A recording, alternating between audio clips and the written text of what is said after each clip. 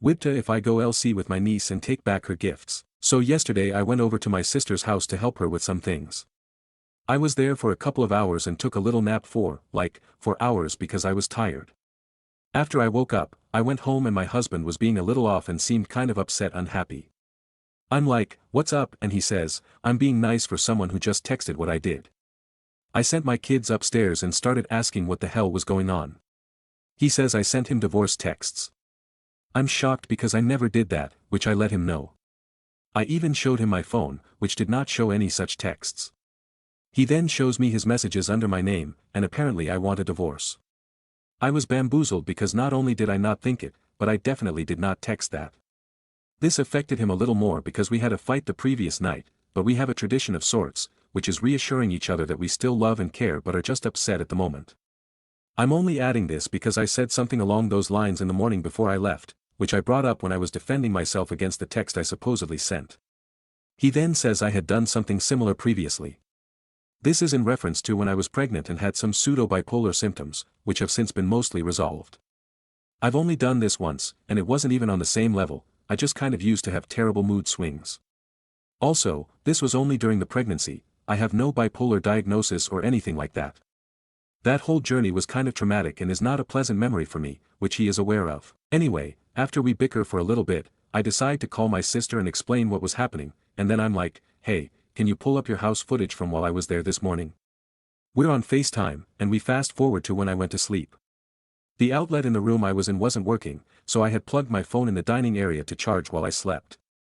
We see my 16-year-old niece on my phone, she was on it off and on for like 2.5 hours, smiling and giggling.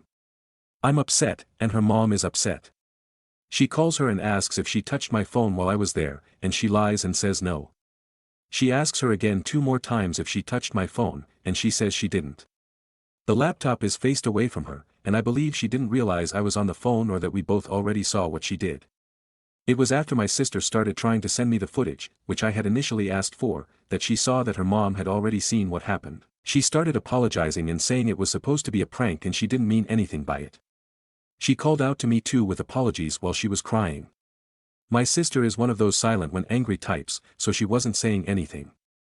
I did not even know what to say at all at this time because why would she even think this was a fun prank, not to mention going into my phone without my permission. How she knows my password, I'm not sure because it's not simple or related to me. I had initially promised I would sponsor her 17th birthday, which is next month. She had previously also asked for a new PC, which I got, but it's supposed to be a surprise. I also happen to be her godmother. My question is, will I be overreacting if I take all these gifts back and keep a distance from her? Is it overkill? I feel maybe I'm punishing her for the way my husband reacted and brought up something traumatic for me. Also maybe his response is justified because he thought the texts were from me, and then I was all smiley and sweet when I came back. I'm confused on how to proceed, but Reddit has previously helped figure stuff out before, so I decided to turn to them again. Sorry if this was too lengthy, and let me know if there's anything I have to clarify. Thanks. Update. Thank you, everyone, for all the comments and advice. It is incredibly appreciated. All these happened yesterday, I only posted because I was slightly conflicted.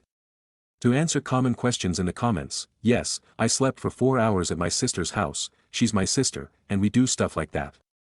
I didn't say I was tired from what I helped her with, I was simply just tired. Both my sister and niece weren't aware of my husband's and my fight from the previous night. Niece also was not aware of the full extent of my mental health struggles from the pregnancy. Niece wasn't texting for 2.5 hours straight, she was on and off the phone. I assume she got off it when she thought she would be caught.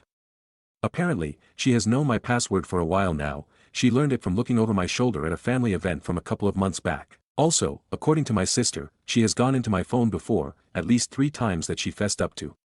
She has transferred money to herself, taken videos and pictures off it, gone through my texts with my kids and some other relatives, stolen other people's numbers, gotten passwords for my streaming services that they didn't own, and gone through my other texts with my husband, and yes, there's very NSFW stuff in there. My husband is okay. We talked, and he apologized for how he spoke to me, but I told him I totally understood why he would say what he said. I also apologized for my reaction.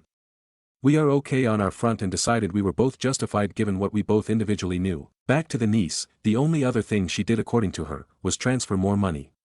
I checked my recently deleted texts, and there was nothing suspicious there, but I don't know if you can delete texts from recently deleted. She also said she thought the prank would be funny because there was no way my husband would believe all that stuff she texted because, according to her, he loves me too much and we have a perfect relationship. In the texts, he had only replied that we would talk when I got home and that he wasn't going to have that conversation with me over texts. This girl went all the way to add that I would send the papers in a couple of days and talk about the kids with lawyers. I can't explain how absolutely pissed I am. The plan is to go absolutely no contact with her after learning of all the other stuff she did. There will be no birthday and no PC. Someone said to put up a post saying if anyone got a questionable text from me in the last 24 hours to let me know. I did that, no one had reached out yet, so I'm hoping it was just my husband. I'm getting my money back, I checked, and in total she has sent over $700 to herself that I wasn't aware of. She did not send it in bulk, just little bits here and there.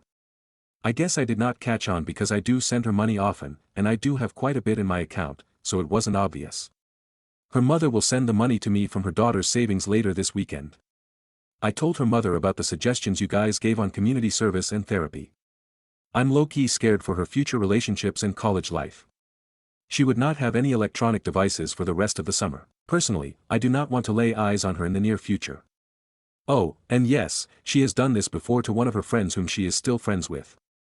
I don't know why anyone would remain friends with someone like that. This hurt a lot because I love this child so much. I was more present than her father the first 11 years of her life. She used to come to me for her struggles and problems and all that teenage stuff. She had her first period at my house. Her other cousins on her dad's side are jealous of our relationship, for goodness sake. She was my favorite one. I don't really care what her mom does about all these, I just want my money back and to never speak to her for now. In the future, I might be open to some contact. I blocked her number, so she sent me a long email which I haven't read yet, and her mom also brought a handwritten apology letter from her to my husband. My sister is aware of my decisions and has apologized for her daughter's behavior. My mom is also aware of the situation now. I have no doubt it is about to become an extended family problem.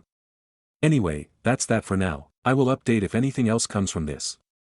Again, thanks to everyone that contributed with comments and DMs. Comments. Commenter 1. She's old enough to know that shit wasn't funny. I'd ask for community service in lieu of grounding punishment and I'd return all the gifts. What a shit thing to do. She's only crying now because she got caught. Commenter 2. I wouldn't spend one dime on her. She needs to learn actions have consequences and TA. Cake icon. At 16 she knows better and should do better. Is OP's marriage a joke to her? Why is appending a marriage funny? Is that how teenagers joke these days? This is a good teachable moment. Actions have consequences.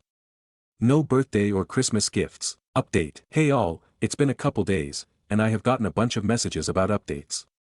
Right now, we're still going through resulting situations from all these, so I'll just give what I have for now. I don't know if I'm adding this update right. If I am, good, if not, I'm sorry, and the first part of this is on my profile. First, I'll answer common questions. A lot of people seem to be hung up on the 4-hour nap a lot. I am a sleeper. I love to sleep. I sleep at her place all the time, it's not that deep, but it is probably why I am in this predicament anyway. Another thing is the cameras. In this day and age, I think people should have cameras in their houses. I have them at my place too. I got them installed after I hired my first babysitter, and I have figured out a lot of stuff from reviewing footages. It does not have to be in every room, just common areas. On to the actual update. My niece came over to formally apologize to my husband and me. She cried throughout the entire apology. She said she hadn't done it to anyone else, just me. I kept asking why, and she just kept repeating she was sorry. My husband thinks she probably thought I would be the one to forgive the easiest. I told her exactly why I was upset and how she had hurt me and my husband. I told her I would be going low contact with her for the foreseeable future. I let her know I canceled the birthday and any gift she would have gotten. The only thing she would get from me is her first college tuition, which I had promised a long time ago. I'm doing this more as a courtesy to my sister than anything else. I know it would help her a great deal. Niece will also not be allowed in my house for the foreseeable future. Her dad also reached out and apologized to us. We have decided not to go the legal route as a favor to my sister's family. They have a lot on their plate right now, and I would not want to make their life more complicated. During this conversation, she denied having a crush on my husband, as a lot of you guys had suspected. I asked if she felt I wasn't being attentive enough to her, and she said no. Oh, and I found out she had texted 2 other people. It was nothing serious, but still. Some people were asking if she had mental issues. To my knowledge she has none. She was tested when she was younger, and she had none. She kind of liked drama in elementary and middle school, but nothing worrisome. We told her she would be starting therapy, to which she said nothing was wrong with her. My husband then said people who are okay wouldn't do what she did. Her mother added that it was just to help her go about things in more normal ways. Also, the PC will be going to my brother's son, who will be going to college this fall. It will probably be more useful to him. My kids have since blocked her. She was made to get a new job. She previously worked for her uncle on her dad's side, but they thought it would be better if she worked somewhere entirely different with no family relations. My mom has been upset with my husband and me. She said we were going too far and that she was just a kid. One of my uncles and 2 of my aunts are on her side and have been harassing us with texts and calls. My sister and her husband are on our side though. Over a couple days following the conversation at my place, my mom has been updating us that my niece was depressed, cries every day, and keeps repeating that she did not mean it, everyone hates her, and is no longer speaking to her. That her second mom no longer loves her or cares about her. She says they have taken away everything from her. On the 12th, my niece attempted to take her life. Her older sister found her. She left a note apologizing for all the hurt she caused and said we would all be better without her. She wrote that she would be better off gone than have to live her life knowing I hate her and that my kids do not want to be close to her anymore. She wrote a lengthy letter actually, but I can't fit it all in here. She currently is still in the PED's ICU, as she had done some extensive damage to herself. I have been to the hospital every day since I found out. My husband says maybe we went too far. My mother says she will curse me and never speak to my family if I do not make things go back to the way they were. My children think it is their fault and are willing to apologize for blocking and cutting her off. I am more conflicted than I was a week ago. It's like everyone is looking to me to fix it all. I don't really know what to do right now. My sister keeps saying I don't have to do anything, but she has been bawling. My niece's other siblings have all texted me variations of, I know she hurt you, but forgive and forget because she almost died. My extended family has been a lot too. You're a grown woman waging war on a 16-year-old, you are evil and don't deserve good things. I hope your life ends up like what you're giving niece. I have gotten messages from strangers too because my sister's mother-in-law posted on FB that I was a bitter woman hurting her granddaughter and a bunch of other things. So, the past 3 days have been mentally miserable for me. Not to take away from what my sister's family is going through, but I am sad, heartbroken, confused, and just tired. Please send prayers my sister's way. I'm not sure how all this is going to end, but I'll let everyone know when she's out of the ICU and whatever else happens. Thank you for all your advice and supportive words. I appreciate it all. Comments. Commenter 1. You are not responsible for her actions. Commenter 2. Agreed. And if I was OP I would not be apologizing or making any changes unless advised to do so by the niece's psychiatrist/therapist. Making any retractions now could further complicate things.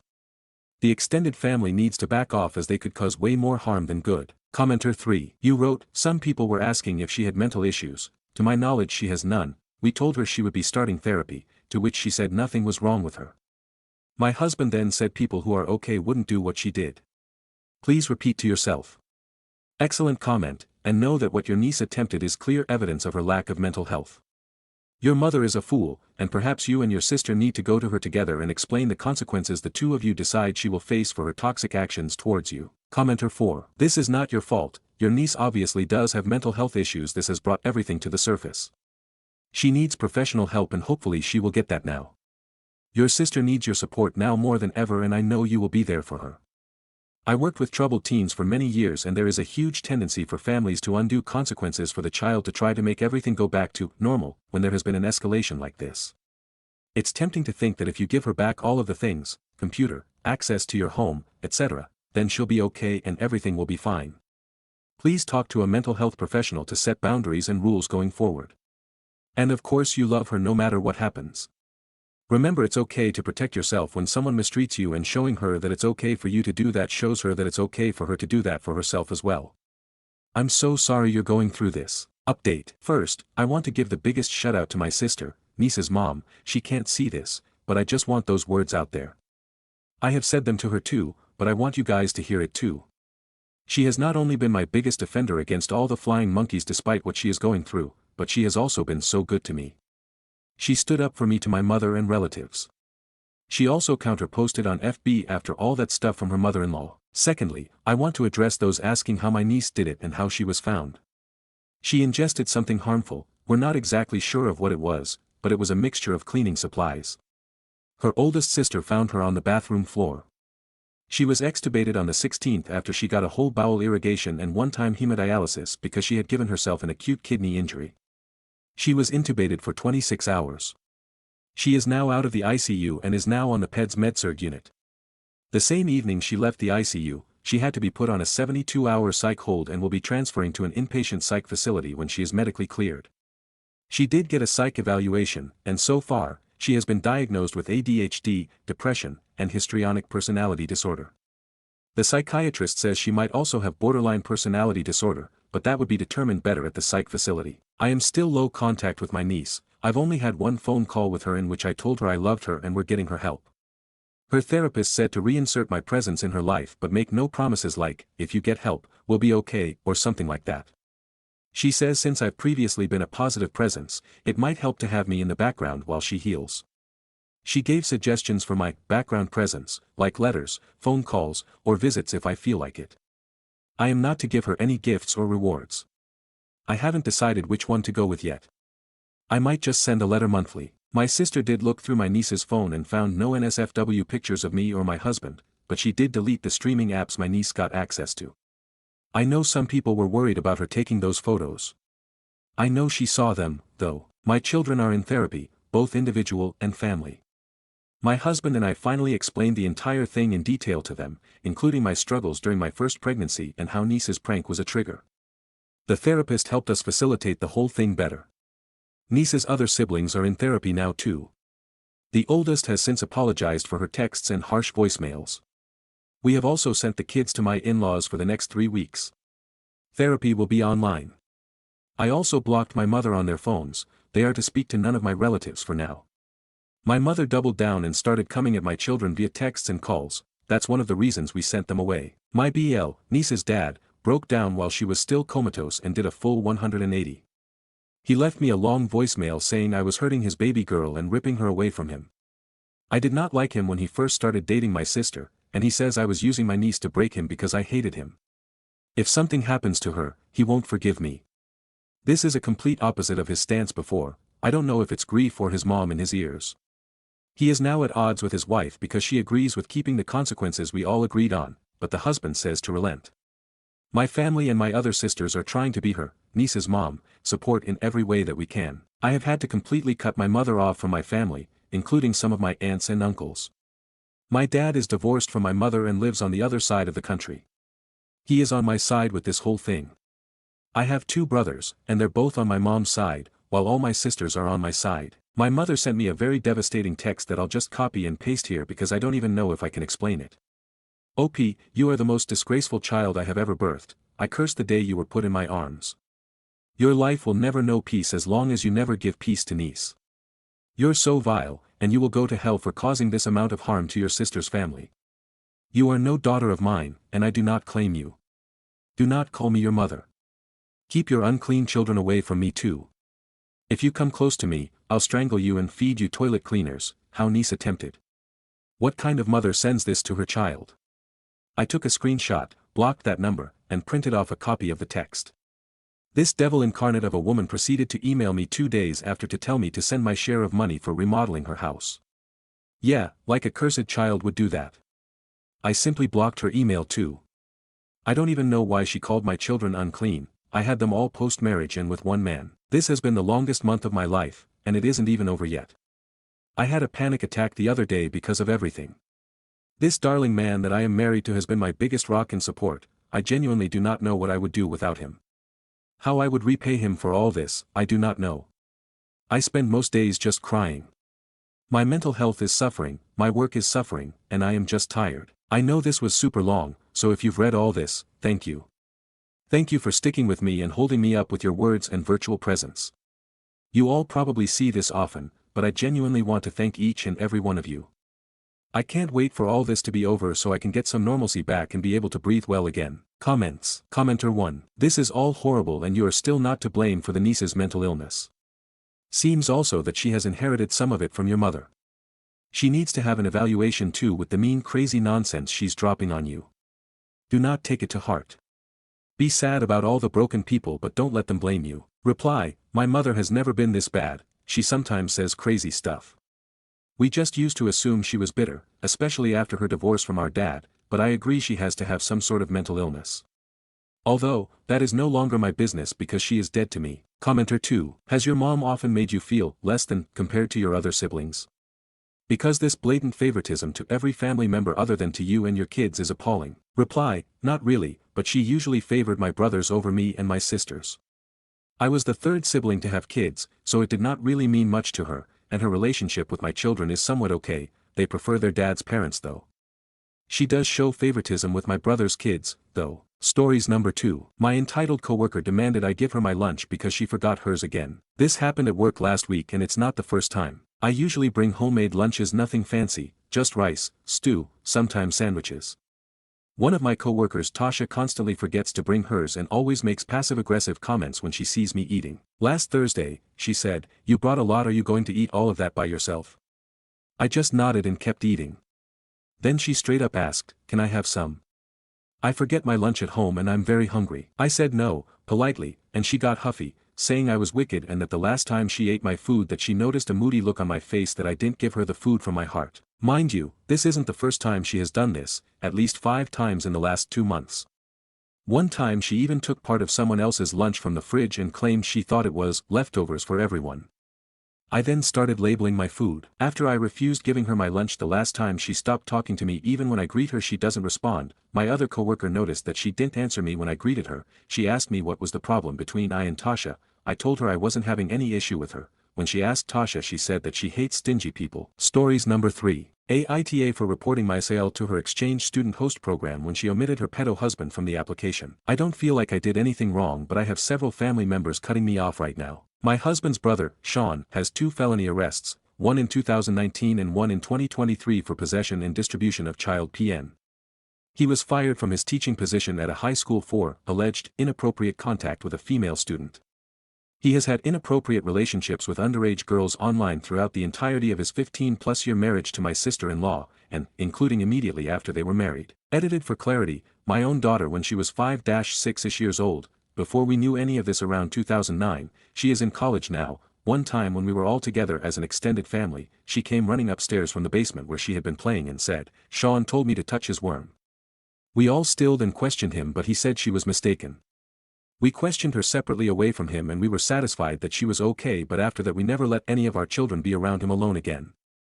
I would like to be clear, I was a stay-at-home mom and no one watched my kids but me. So he never was a caretaker for my children at any point. This is also why we have never allowed away sleepovers. Sorry not sorry. Sean also took inappropriate photos of his wife's then 10-year-old sister while she was sleeping when she visited them. After the last felony arrest, and divorced Sean for legal protection because she's a teacher. Except they never stopped living together and she never changed her name. Nothing changed. He also never got any consequences, just financial. He lost his job, but that's about it because my in-laws basically footed the bill. He didn't even have to register as a sex offender. Okay, so here is where people are mad at me and I ask, Aita. And posted in our local moms group and on her FB wall that she is hosting a foreign exchange student for the summer and would anyone else be interested? My head about exploded. My family hosted the year before last.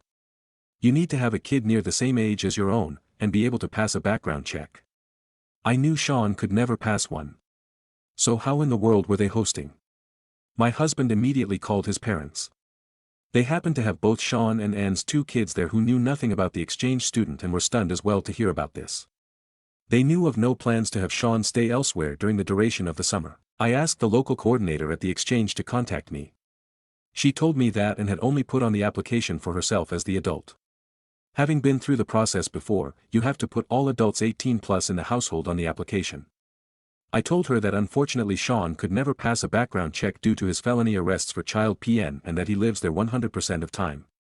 The coordinator was absolutely horrified and thanked me for letting her know. Today and texted my husband and I absolutely freaking out, accusing us of breaking her daughter's heart over losing the exchange student that she didn't even know of yesterday, accused me of hating Sean, being unchristian, hateful, petty. I have lots of screenshots. Along the way I also found out that and is absolutely convinced that only immediate family know about Sean's arrests. As if public records don't exist and people forgot our last name and the HS incident never happened. And my MIL, so Sean's mother, is disappointed that I didn't go to and first before going straight to the exchange student coordinator. I was also contacted by Anne's mother and soundly threatened to, don't mess with, her family. I have now blocked them all across all socials. Relevant comments. Me. OPE. I also forgot to say, I'm a mandated reporter. Commenter 1. Honestly your SIL is likely 1-2 as a teacher. She doesn't need her job if her judgment is this piss poor. Reply. She is also a mandated reporter. I've been saying this for days since this all started going down. Commenter 1. Information. Sean and Anne's minor children still live with them. Reply. Yes they do, boy 11, girl 14. Commenter 2. Please reach out to his parole officer. Reply. It's so FKD up he doesn't have one. He was never convicted. Twice he was caught up in the same sting. He is so dumb that the second time he was arrested they were watching the same sites and he used the same logins with the same passwords. Anyway, all the county wanted was money for the huge fines. They let them all go. He spent like a week in jail. That's IT, law enforcement's awareness. The cops know he lives with his minor kids. The last time he was arrested they told him they would be watching him even more closely. Hell, they arrested him midday in front of them. Anne's relationship with the program owner. So, I'll elaborate a little here. Anne is personal friends with the owner of this company. She has been waiting years to finally host. She is more than furious with me because she is humiliated that I outed her. The truth is that she had zero intention of putting Sean on the application because her friend was the owner and assumed it wouldn't be looked at twice because, trust. Why didn't the OOP call the police after he asked her daughter to touch him? So this was in 2009 or thereabouts. Before any SUS behavior had come to light. And knew about stuff but hadn't told anyone. And as far as we knew she turned around and ran upstairs, nothing happened. And he acted completely dumb. Had we known about the other stuff we would have had context. All I'll say now is hindsight is 20/20ths and parenting is not for the weak. Update. Late last night my daughter, the one mentioned in this story who is now an adult, a college student who is home on summer break, came home from spending several hours with her grandparents. They had a very long and thorough talk about the situation. They believe I instigated it but don't actually blame me. They say it will have serious and far-reaching effects within the family, and to that I say, these are natural consequences. And had no business applying to the program. And of course, if Sean had been a decent human being none of this would even be a conversation. I told our daughter all the specific things she didn't know that Sean did. She did know for a long time he was a pedo, she had that knowledge to keep herself safe. She has no recollection of the worm incident but she told us something that upset us. My husband recounted how he would watch his brother basically groom, his word today, younger girls when they were teenagers. Please, be kind, this was in the 90s and he didn't know anything about this, he just knew it was weird. He said he would watch him flirt and manipulate younger ones but he thought it was innocent. And noticed the behavior more and more as they got older but never thought it was sinister. Then our daughter said, okay, so this makes me feel better. When I was a little I had like a weird crush on Sean. I knew it was wrong because he was my uncle. But I feel confident that nothing physical happened to me because I was never alone with him. So somehow he was saying things to her which is his MO. My MIL says he has Peter Pan syndrome and blames all his problems on his being stuck in his teenage years emotionally. I think it's a cop-out. Also, I received a text this morning from the exchange coordinator. It said, "Hi, so as it turns out, Anne's ex-husband is going to move out and she is going to host. He won't ever see the girl. I really appreciate you telling us everything." I responded, "So the problem I have with that is my husband called his parents before I ever spoke with you to find out if he was going to live with them and they had no idea. Sean had no idea. And had no plans to tell you when she left him off the application. Just so you know she planned all along for him to be there and you to never know about it. She's untrustworthy. She tried to get him to be a chaperone on one of these exchange trips after his first arrest. You should also do a home visit. The house is a shambles and not fit for an extra person. I'll leave it at that. If they decide to let her host after all this, they are putting themselves in crazy liability." Relevant comments. Commenter 1. They're still letting her host. Oh my god. Reply. I sent another email to the corporate contact I have. This local one is a franchise owner, who is friends with Anne. I am kind of dumbfounded. Commenter 2. Have you told the school board that she lives with a convicted pedophile? You should. NTA. Reply. It's a private school. Update 2. TLDR. Dealing with this practically all day today. But I'm happy and relieved to report back that after speaking on the phone several times to the director of the program and some back and forth via email and text, they will not be hosting period. Longer version, I got in touch with their corporate office and said it was egregious that despite the info I had provided they would still be allowed to host, and had admitted to me in writing that she had omitted him from the application, and not put any references on the application who had known about his arrests. She said that to me plainly when accusing me of being the one to rat her out. They forwarded my complaint to the director of the local office and she emailed me to call her. This happened to be the person who is N's friend. I called her. I explained everything in detail. She was unaware of the magnitude of the situation. I said, please, let me share with you the arrest reports. I forwarded it to her, and understand what you are dealing with. I said I know you are friends, and she cut me off and immediately began to distance herself from and saying that they had worked together in the past. I explained my position as a mandated reporter, my obligation to protect any incoming minor and of course my own children. And that I was 1000% certain and had zero intention of moving Sean out of the house before any student arrived. Despite any intentions, the optics are terrible. She agreed completely and said that the liability was too great and they would be taking them off the hosting list. I also told her about N's mother threatening me over this and she was sympathetic and offered to deny them over the home visit and not because of any background check or living situation. I told her that N already hates me so it matters little what reason she gives them for denial. Stories number 4. Aita for not letting my brother's kids swim in my pool, even after the cops got called. I, 32M, recently bought my first home, complete with a pool, something I've worked over a decade to afford. I live alone, no kids, and I take pride in keeping the place clean and peaceful. My brother, 35M, and his wife have 3 kids, 4, 6, and 9. I love them, but to be honest, their kids are a handful. The last time they visited, they broke a lamp, smeared food on the walls, and one of them even peed behind a curtain as a joke. Their parents barely reacted, so when they asked if they could bring the kids over to swim, I said no, multiple times. I offered to host a barbecue, but made it clear the pool was off limits. I'm not comfortable being responsible for kids in the water, especially with how little they supervise them. Well, they showed up anyway with the kids already in swimsuits. When I told them no again, my sister-in-law called me cold and said I was punishing the kids just because I'm bitter and single. My brother told me to stop being dramatic and said, it's family, not strangers. They left furious. Then it got worse. The next day I came home from work and noticed my backyard gate was ajar. I walk out and find my brother, his wife, and their kids in my pool. No call, no permission, they broke in. I confronted them and told them to get out immediately. They laughed it off and said, come on, it's not that deep. They just wanted to swim. So I called the police. When the officers arrived, my brother claimed I'd invited them and just forgot. Luckily, I have security cameras and showed them footage of them climbing the gate and entering without permission. No one was arrested, but they got an official trespass warning.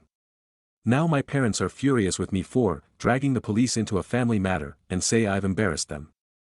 I feel like my boundaries were stomped on and my trust shattered, but I also feel a little guilty now that things have blown up. Aita for calling the cops on my own brother. Stories number 5. Deceased girlfriend's mother threatening to sue for equity in my home. My girlfriend and I were together for 7 years. She passed away 2 years ago. She lived with me for 5 of the 7 years we were together. I bought my home a year into our relationship. I was the only one on the mortgage and now I own the home. I came into full ownership of the home after she passed.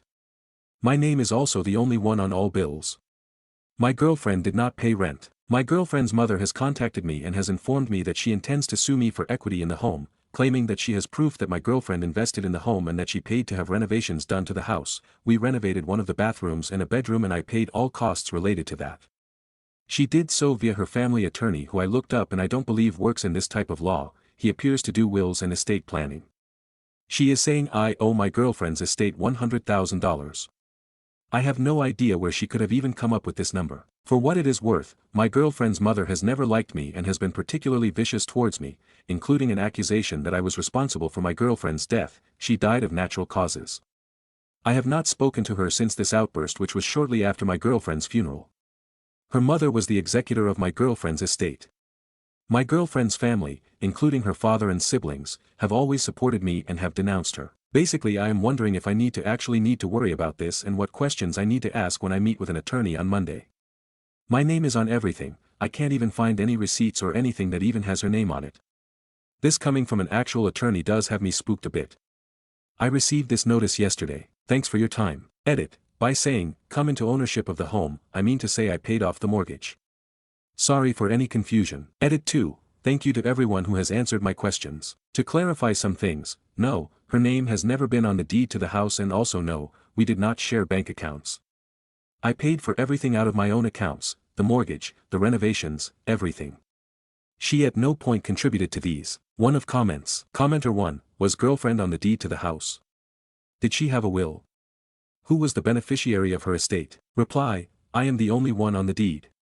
She did have a will, it left everything to her parents. Top comment. If your girlfriend was never on the deed and there is no written agreement or documented financial contribution toward ownership, her estate has no legal claim to any equity in your home.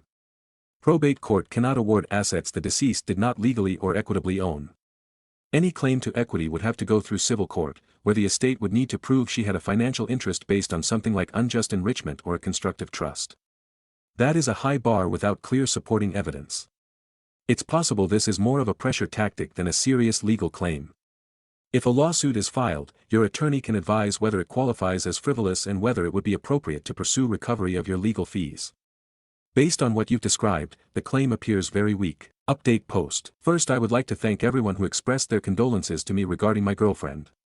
It's been a very difficult road since she has been gone. Secondly, thank you to everyone who sent me advice and support for navigating this. I just want to tell my experience. I ended up meeting with 3 different lawyers, 2 free consultations and 1 paid.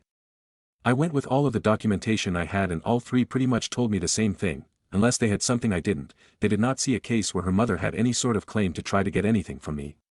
We even went over Cash App and Venmo transfers, and while she did send me money through those, the money I sent to my girlfriend was more than what she sent me. The attorney that I paid for the consultation for offered to write a legal response to the letter on my behalf at no additional cost, but with the understanding that should she move forward with a lawsuit that I would have to begin making payments toward their service if I wanted to use them. I agreed to that. They allowed me to read their response and broke down the legal terms for me that I didn't understand before sending it. I agreed and they sent it. This was yesterday morning. Earlier this afternoon I got a phone call from the attorney's office stating that they had received a response.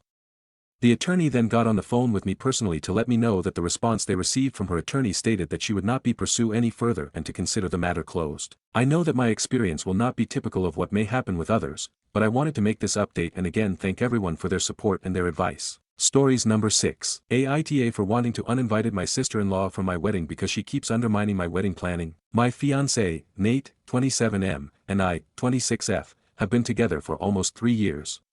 He proposed to me about 6 months ago, and shortly after, we found out I was pregnant. We are planning on having our wedding in the spring of next year. Nate has a twin sister, 27F, who we will call Kayla. Nate and I announced our engagement and my pregnancy at the same time. We made a cute little Facebook post with a couple engagement pics and an ultrasound photo that said something along the lines of, "The Smith family is going to have 2 new additions." Kayla commented almost immediately that we will have to wait until next year to actually get married because she looks best in fall colors, and as my maid of honor she'll get a say in choosing bridesmaids' dresses.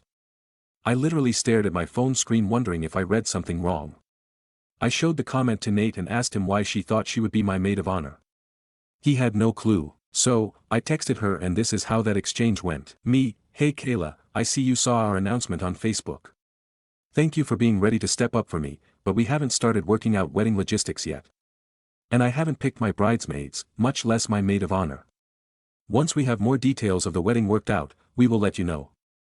Kayla, "Well, you don't have to choose a maid of honor anymore. I'm your maid of honor." Me, "I don't understand. I never asked you to be." Kayla, "You don't have to ask. That's what makes me such a good sister." Me, "I'm sorry, you are not my maid of honor." Kayla, "We'll see about that." I showed these messages to Nate who said he would deal with it. I have no idea what the extent of their conversation was, but Kayla never brought up being my maid of honor again. She just reared her ugly attitude in different ways. As of now, Nate and I have booked the venues, caterer, the florals, decorations, and the DJ already. A couple months ago, I invited mine and Nate's mothers, along with my sister, Sam, who I asked to be my maid of honor, to do some dress shopping. Kayla found out from her mom and invited herself to tag along. We started by looking for a dress for Sam. I wanted my bridesmaids in a pretty pastel yellow, but Sam's is going to be more golden. Kayla would not shut up about how yellow is such an ugly color and I should go with pink or blue instead. She even grabbed a bunch of pink and blue dresses to try on herself. I tried my best to ignore her while her mother entertained her bizarre ideas.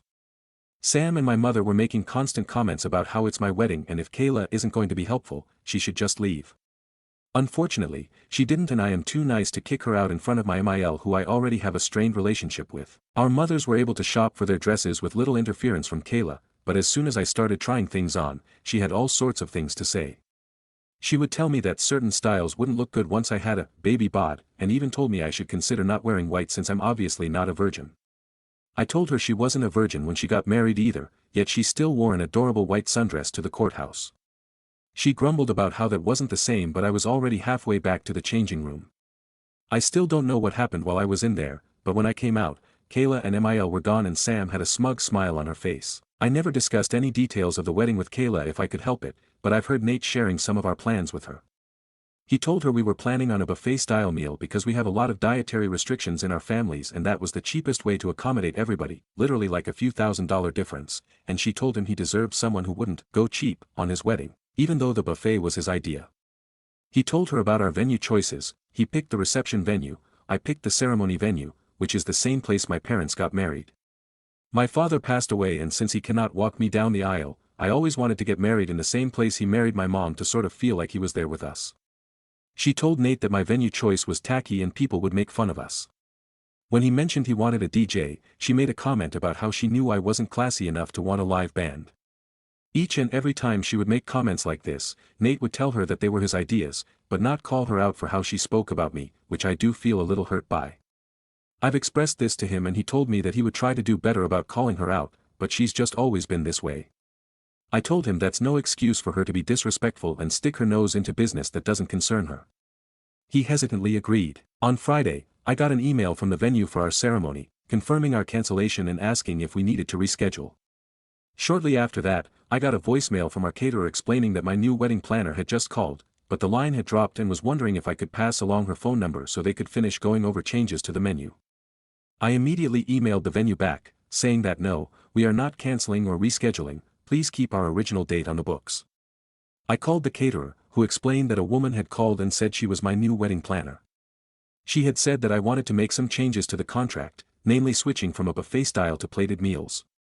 I told him that this was not the case. I do not have a wedding planner and please do not make any changes unless contacted by me or Nate directly with the contact information we have on file. The caterer suggested putting a password on file also. He said he wouldn't make any changes unless the person requesting them knew the password. I called both venues and all of our other vendors to put in place the same types of precautions. They all gave their sympathies for me having to deal with this. When Nate got home from work I confronted him about it. I told him someone tried to cancel my venue and change our catering. I told him the only person it could be is Kayla. He tried to deny and say that she wouldn't do it, but I reminded him of how she's undermined and insulted me during every step of this engagement. I told him I wanted her uninvited. I will give someone who has already done so much to make this wedding stressful the opportunity to do something like show up in white. He fought me on this but I basically told him that I felt disrespected by him over how he is allowing Kayla to treat me. I'm his partner and the mother of his child. My feelings and comfort should be more important to him than his sister's childish antics. We met with her for lunch earlier today and once we got dessert, he asked her if she was trying to make changes to our wedding plans. She said, and I quote, "Well, yeah. It's the maid of honor's job to make sure the bride is making the right decisions." Before Nate could even say anything, I told her she is not my maid of honor, and even if she was, that would not give her the authority to undermine our decisions and make changes to the wedding plans and budget behind our backs. She said she didn't see what the big deal was since her grandmother had offered us a pretty large chunk of change as a present to help pay for the wedding. I told her again, the wedding budget is none of her business. She tried to argue but I just cut her off. I told her that her behavior regarding our wedding thus far has been nothing but disrespectful and insulting. I told her trying to cancel my venue had crossed the line and she was no longer invited to the wedding. She seemed absolutely shocked by this. She looked at Nate, waiting for him to defend her. And then he did. He looked at me and said, "Why don't we give her one more chance?" I asked if he was kidding, he said no. That Kayla was only doing what she thought was best for us, and now that we've told her that it wasn't okay, we should give her a chance to correct her behavior. I didn't even respond. I just got up and left. I went and got in my car and drove home, thinking to myself if he wanted to side with his sister, then he could rely on her to get home. I ignored him trying to get a hold of me. Once at home, I packed a small bag and left for Sam's house. I told her everything and she told me I could stay as long as I needed to. But now she's at work for the night and that's where I am now. Trying to process what just happened. Trying to figure out when I became second place in Nate's life. Trying to figure out if there's any way to fix what he just broke in me. He keeps switching between asking where I am, telling me he didn't think this was that big of a deal, and apologizing and asking me to come home and talk. I don't feel ready to talk to him just yet. I'm still too upset and I feel like I'll do or say something I will regret, like call off the wedding altogether. I just told all my vendors that we aren't canceling the wedding, but right now I kind of want to. I don't know if it's my hormones making me feel crazy or if I'm valid in how hurt I'm feeling. I just don't know what to do or what to think. So, Aita for not wanting to give her a second chance. Or is my fiancé right that she deserves a chance to prove herself before she's uninvited from the wedding altogether? TLDR, my sister-in-law continues to insult my wedding choices and tried to cancel my venue and change my catering contract. I want her uninvited. My fiancé wants to give her another chance now that we've told her this behavior is unacceptable. Update. I spent last night at Sam's house and mostly ignored Nate's texts and calls. Kayla texted me once also telling me to not let my hormones make me irrational. I just blocked her, but someone advised to unblock and just silence her notifications so if she escalates, I could maybe use it in court for my custody case. I did unblock her earlier today, and I'm glad I did. But we'll get there. I replied to Nate at one point last night telling him that I was safe and at Sam's house and that I would be home tomorrow, today, after work to talk about everything. I expressed again that I was feeling really hurt about not being heard or backed up by him and that I needed time to decide what I wanted to do. He asked what I meant by that, if I meant canceling the wedding altogether. I told him that is exactly what I was considering. His reply: "Don't let your hormones make you do something irrational. We'll talk tomorrow." Anyone else want to take a guess as to where he got that line? That just about made my decision for me. I didn't reply, not even when he texted me, "Good night, I love you." Instead, before I went to bed for the night, I sent him a link to my post and told him to read through it before we talk. Someone said he probably sent it to Kayla, too. If she did read it, she hasn't commented, and if she texted me about it, it was while I had her blocked. This morning, I called into work and had breakfast with Sam. She gave me the number of a family lawyer that her friend used for his custody case. I spoke to the assistant, explained my situation, and luckily, she had a slot open after lunch for an initial consult. So I took a shower and basically just kept reading through the comments on my post until it was time to talk to her. I told the lawyer exactly why I am leaving Nate and how I am terrified over how his sister would influence him with our baby. I don't trust him to not be influenced by Kayla and to have our baby's best interest in mind, so I want to fight for sole custody and supervised visitation. I told her, if possible, I want to include something that restricts Kayla from having any contact with my child. I am already mentally preparing to have to fight Nate in court, because I know he will not agree to any of this. My lawyer told me that while my concerns are valid, it may be difficult to convince a judge to put a contact restriction in the custody order based on family drama alone. She advised me to document everything Kayla has done and anything moving forward so we can present it to the judge if and when we end up in court. She gave me a list of things to think about, like if I want Nate to get any custody at all or just visitation, how I want to handle things like medical care or education for my child, if I want to put communication restrictions, like only talking over text. Lots of things I never would have thought of and never thought I would have to think of. We were supposed to do all of this together. She told me to take a few days to gather my thoughts and decide on what I want. I scheduled an in-person meeting for this Friday to go over everything. Hopefully I will have my mind straight by then, but if anyone has any advice when it comes to what to put on these custody papers, I'm all ears. After the phone call with my lawyer, I checked some more comments and then took a much-needed nap.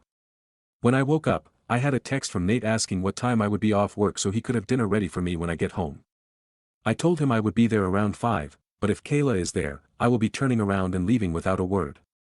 I then asked him if he read the post I sent him. He said, "I did. But I would rather talk to you than read you bash me and my sister on the internet with a bunch of strangers."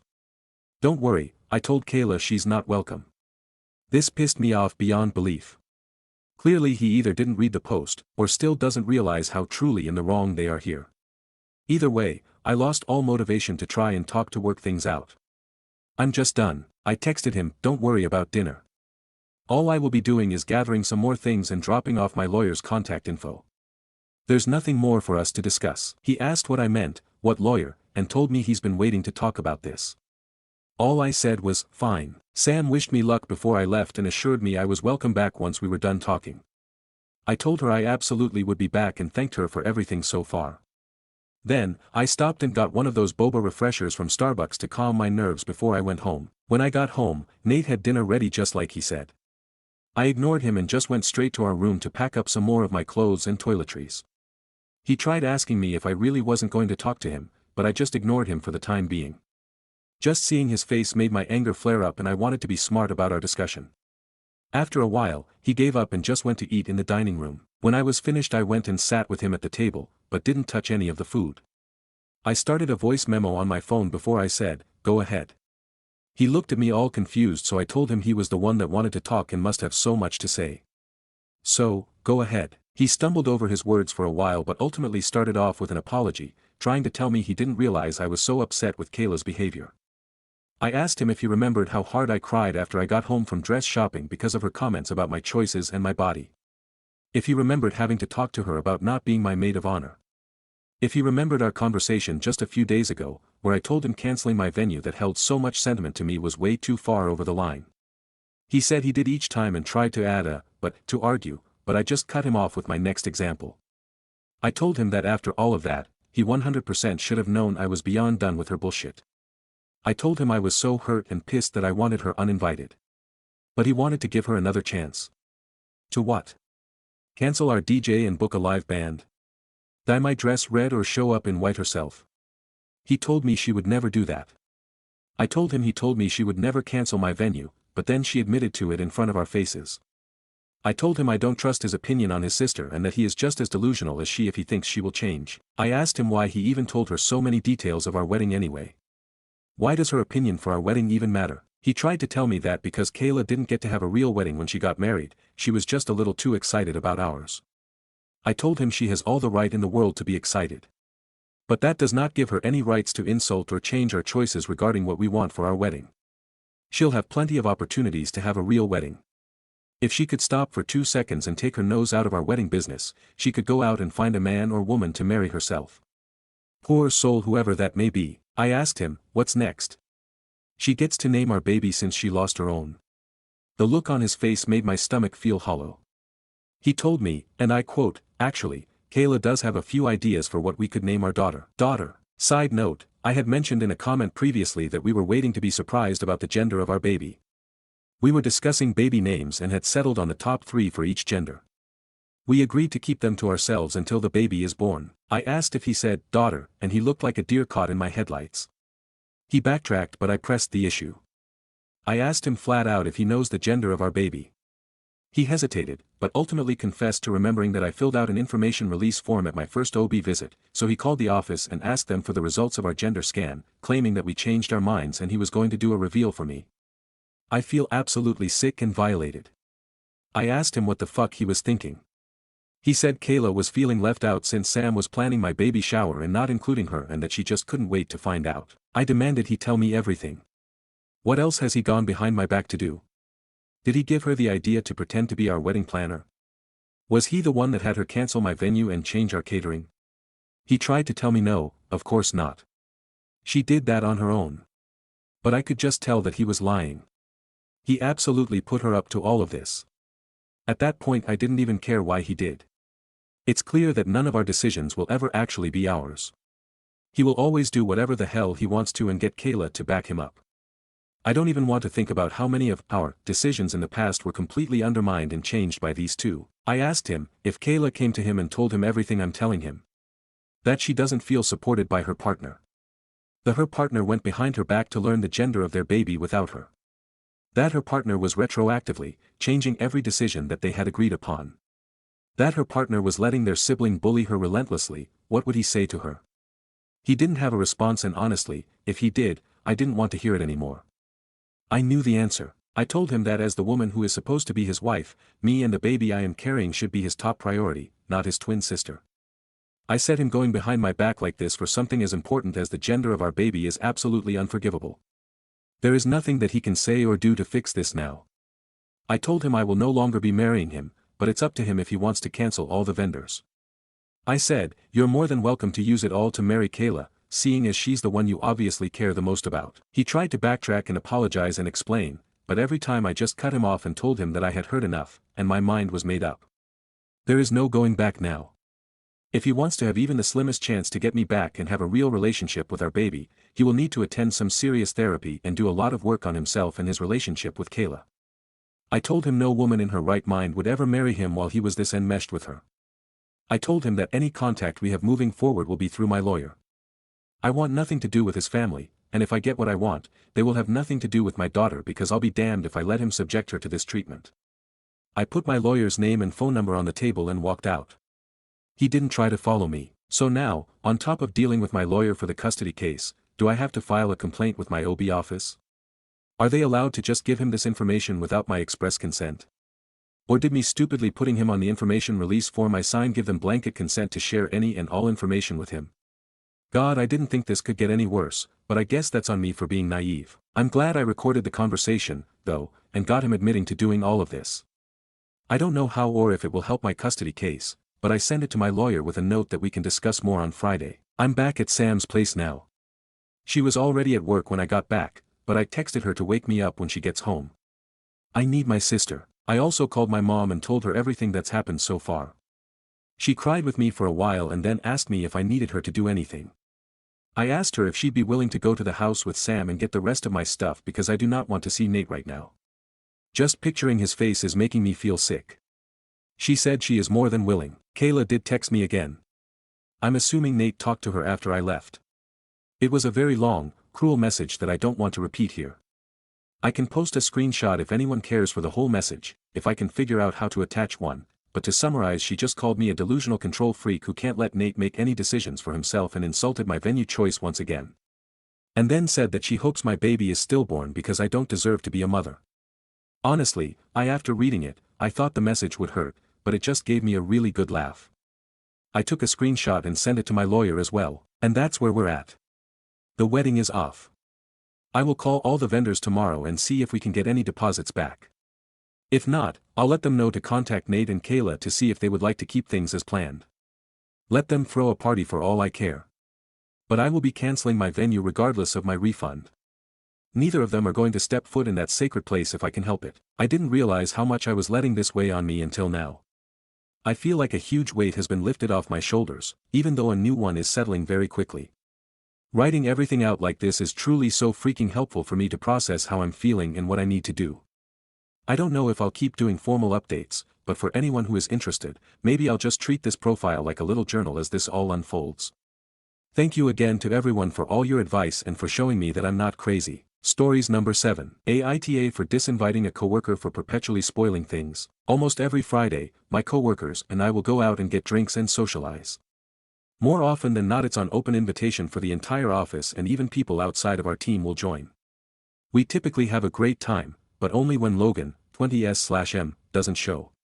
Logan means well but is easily excitable and engages people in conversations they're not interested in. The worst of this behavior has to do with spoiling movies, shows, games, etc. A few weeks ago, I mentioned that I had tickets to see the new Mortal Kombat movie over the weekend. Logan lit up and immediately responded, "You'll love the scene where, spoiler, happens and when, spoiler, shows up." I was bummed and walked away without continuing the conversation. Later that same night Amy, another coworker, was discussing a TV show she was a few episodes behind in. Logan blurts out, "I can't believe that beloved character dies in episode, whatever number." Amy, who had obviously not yet watched it, went silent and turned away. Logan laughed and said, "I just can't help it. I get too excited." None of us were amused. A few days later, in our team-only group chat, someone brought up Logan's tendency to spoil things and admitted that they wished he weren't invited to outings because of it. Multiple people agreed and began to list everything Logan had spoiled for them. With this in mind, I didn't add Logan to the email invite for the next week's hangout. He noticed he never got an invite and began to ask around. As I was the one who'd written the email, he was eventually directed to me. He pulled me aside as I left for lunch and let me know I excluded him, by mistake. Rather than try and play it off, I just told him the truth, that the fact he spoils everything is obnoxious and rude. I told him that joining conversations just to spoil things is bad enough, but he also starts conversations with spoilers. Logan was immediately defensive, claiming it's not his fault we're slow to watch/play/etc. and that he's just making conversation.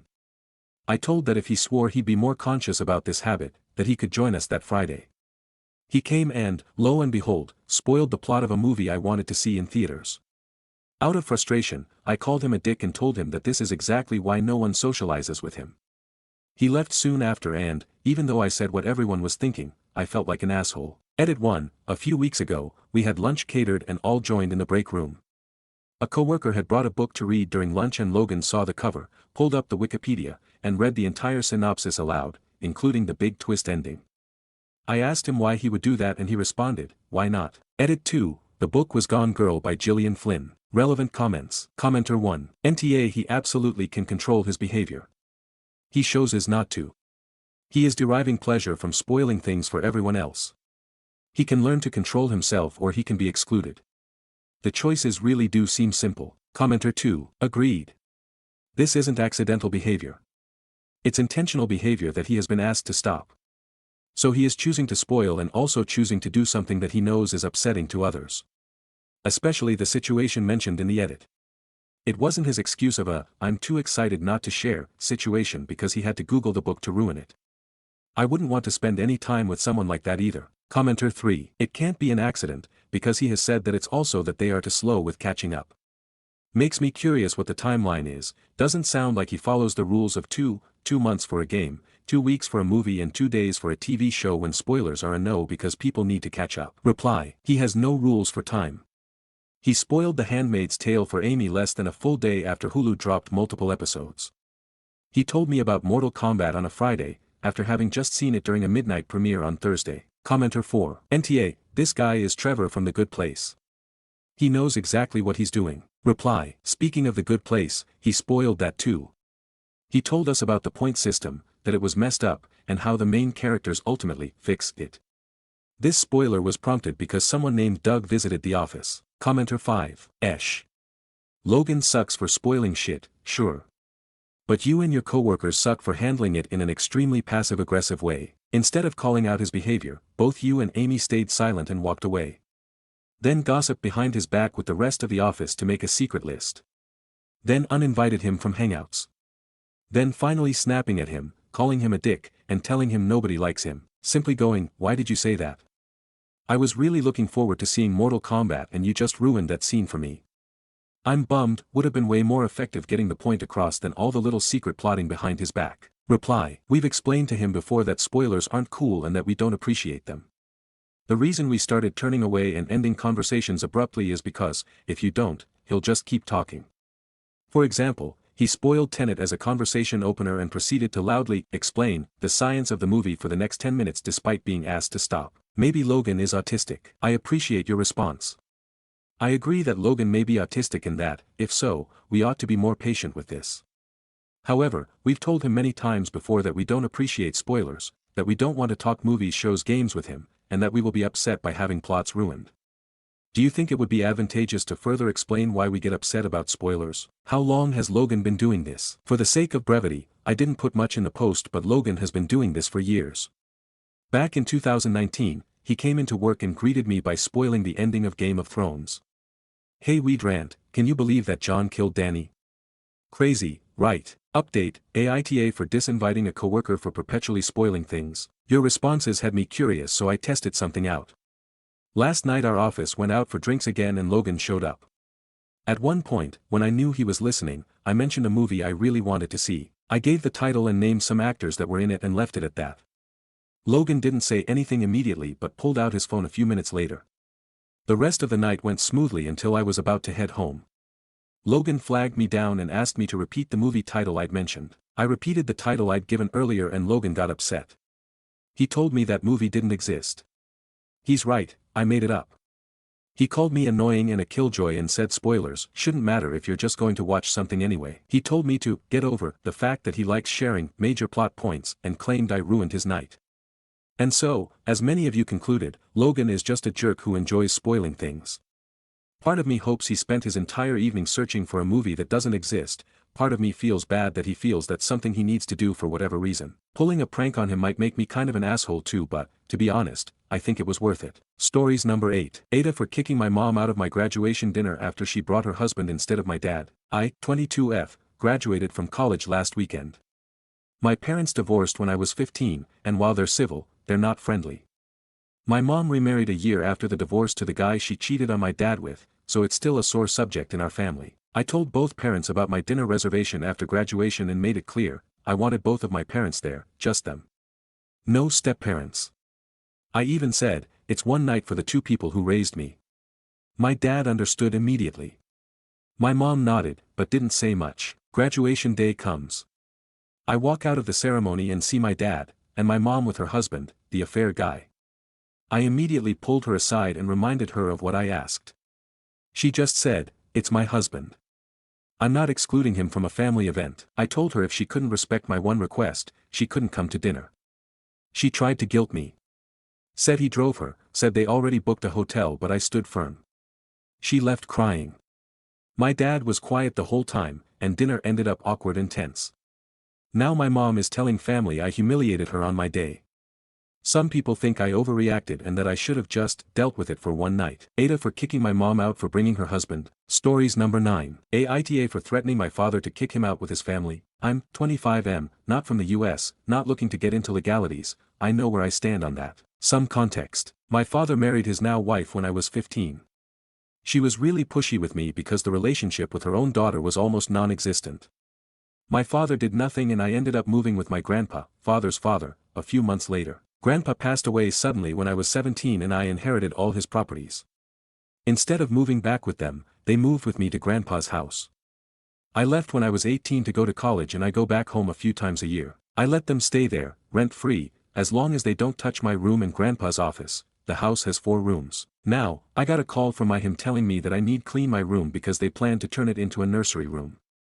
Apparently, my father's wife got in touch with his daughter because she is pregnant and doesn't have a place to stay. I denied his request and reminded him from who is the house they are staying in better not touch the rooms unless they want me to kick them out.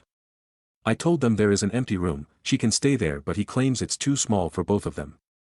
I said that if they have a problem, they can go back to his own place, there she can take my room. I don't know if he still has the house. I think I've been more than reasonable, but my uncle, father's brother, who doesn't have the best relationship with my father, called me to say to think about it and not kick them out. So I wonder. Aita. Update. The day I wrote the post I called Mrs. Lawyer to accompany me to the house to deal with this in a civil manner. Well, Saturday we went early in the morning with the paperwork. Once we arrived and I tried to open the door, I got the pleasant surprise that my father had changed the locks. Big mistake. We talked through the door and he told me that until I changed my mind, he wasn't going to let me in. I told him that I wasn't planning to kick them out and I was there to solve this the right way, but if he wasn't going to let me in, I was going to do it my way. He didn't let me in. On my way to the police station, my uncle called me and said that my father called him in order to make me change my mind, but he wasn't going to do it and will support whatever I decided. In the police station, Mrs. Lawyer explained the situation to them and they came with us so I could evict them without issues. Once there, the police spoke to them and told them they had to let me in and get their things out as soon as possible. I hired a moving truck for them. My father tried to fight, saying that he sold his house and doesn't have a place to go, and he also claimed that he was the rightful owner, but the dimwit doesn't have any paperwork to prove it. In a last attempt, he brought up the fact that my stepsister is pregnant, but unfortunately for them, she is in the early stages and doesn't matter either way. After their circus was over, the removal of their things was quick. Most of the things in the house are mine, except for the things they have in their room and my stepsister's stuff. I'm currently in the house and plan to stay here the next few days. I have changed the locks and I'm installing security cameras. I talked to my GF about moving here and she's more than happy to do so. I'm going to talk to my boss about the possibility to work from home, but it's not a real problem if I can't. Without having to worry about the house, figuring out the rest is easy. That's pretty much it. I think I covered everything. Thank you for taking your time with this mess I used to call family. New updates. My father and his newfound entitlement. My GF found this space and asked me to share our last encounters with my father, so here it goes. Editor's note: edited out a rehash of the prior posts. We hadn't heard from him until a few days ago when he showed up at the house. I wasn't there, but girlfriend was. My girlfriend told me that my father was there to tell us that since we are now living in the house, we have to host them for the Christmas holidays. Not only that, he gave her a list of the food they wanted and the gifts they expected to receive. My girlfriend told him to go away before she called the police. I again thought it was over, but I was wrong again. Yesterday we received another visit from him. Apparently, he called my mother to invite her to spend the holidays with us. She blew him off and told him she will take us, girlfriend and I, to Europe for New Year's Eve. He had the balls to demand she take them too. My mother just hung up. Mind you, this was the first time they had spoken after divorcing 16 years ago. He came to the house to demand I convince my mother to take them too or that we pay for them to go with us. At this point, his attitude stopped being disappointing and turned comical. My GF and I just laughed at him. We laughed so hard that we didn't notice when he left. I can say that we didn't have the best relationship, but he wasn't entitled. I mean, it was already clear why my grandfather, his father, was completely disappointed in him, but it seems that he wants to take it to another new level. I don't know if he will stop, but I hope he does for the rest of the year. Edit. I have a security system, there are cameras everywhere, I know if he is there. I have other properties, my tenants and people close to GF and me, even my neighbors know what to do if my father approached them in my name. I doubt he will try to break in when we're not here. When I evicted them, my lawyer and the police were more than clear that he could face serious problems if he tries to enter the house or any other of my properties. Unfortunately in my country, any kind of restraining order is pretty much useless. It is more helpful to call the police right then and there, and he knows I have no problem calling them. Relevant comments. When asked if his father is just broken, I agree that he is broken, but I can say that he is by his own hand and not by pressure of any kind. He knows what he is doing. I was basically raised by grandparents, his parents, and they didn't raise me any different than him or my uncle, who is another case. It baffles me that they turned this way. My grandparents raised us to be decent people, they decided not to be. It is so bad that my grandparents passed away without speaking to any of them, that I grew up watching him make one mistake after another, no ownership or attempt to be better. My grandparents tried to help him, but he refused and said that he was living his life the way he wanted. How can you help someone when he thinks he is right? My grandfather used to say that my father is weak, and I agree because I have no argument to say otherwise. I never expected to get anything from my grandparents. I'm grateful for what they left me, and I still would be if they left me nothing, because they did more than what they should. I already knew that I will not get anything from my father, financially or emotionally. The same with my mother. Our relationships is superficial, it has been like this since I was a kid.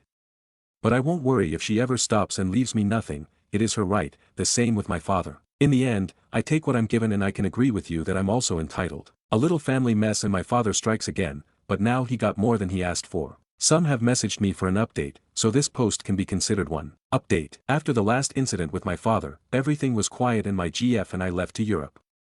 Christmas passed and there was no sight of my father. My friends that were taking care of the house reported no incidents. Everything was going well until I received a call from my uncle, father's brother, on December 28th. My uncle called me to tell me that he's leaving the state and is selling his house. He asked me if I was interested in the house because he was pretty desperate to leave. He didn't tell me the reason why he was leaving, and I didn't care. What matters to me is that he was desperate and this was the opportunity to fulfill my grandpa's wish. Before I continue, I have to give you some context. My uncle's house was my grandfather's childhood home. My grandpa gave it to him but later regretted it. He left me the task of recovering it and, if I succeeded, to give it to my cousin, Marie, my uncle's daughter from his first marriage. He never recognized her, and that is one of the many reasons of my grandpa's regret. My uncle doesn't know that I have contact with his daughter or that I know everything that happened in the past. If he did, he wouldn't sell me the house. Yes, he is that petty. Now, I decided to use the family card and my uncle's desperation to get the house cheap. I know more or less the value of the house, so I made him an offer, way below the real value, but that I was going to pay him in 3 installments. My uncle declined because it was too low and because he is not coming back. What he really meant is that he is not going to contact me again. I told him that if he could wait until my return, January 3rd, I could pay him the same amount in one go, but I would also take care of the legal fees and his moving expenses. Meanwhile, he just needed to pack his things, have his paperwork ready, and everything would be done that day. Surprisingly, he immediately agreed. We returned and I could buy the house without problems, and my uncle left the same day. The next day, I called my cousin to tell her to come as soon as she can to my country. She lives in Europe, because there is one more thing that my grandparents left to her. She came a few days ago and I gave her the house and the rest of the money. She had to stay a few days to deal with paperwork, and in those days, who decided to appear once again? Yes, my father. Unbeknownst to me, my uncle had another buyer, and that person was my father. My father asked my uncle to wait a few days so he could gather more money. When he got it, he called my uncle, but he already sold me the house. My uncle, in order to avoid dealing with my father, told him that I bought the house. My father, knowing that he can no longer approach my house, he decided to go to my new one, but he was going to receive a surprise. He knocked and demanded that I give it to him, but no one is in there for the moment, so he decided to break in. Yes, he did. We saw everything through the doorbell camera.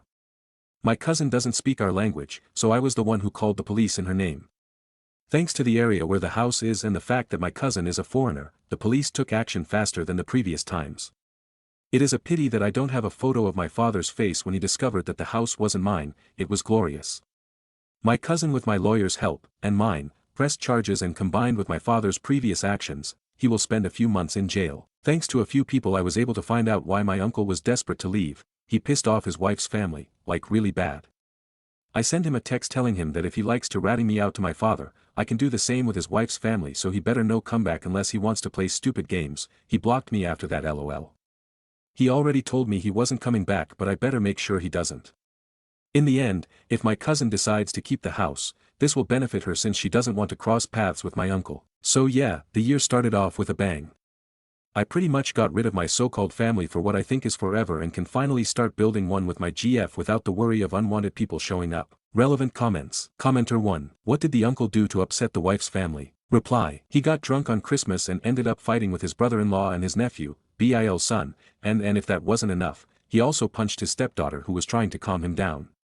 All this in front of his wife's entire family. Commenter 2. Just curious, was he charged or arrested? Reply. None, which is why he was in a hurry to leave. Stories number 10. Aita, for not letting my sister and her family stay in my home even though I'm hardly ever there. I work at a FIFO, fly in fly out, construction site.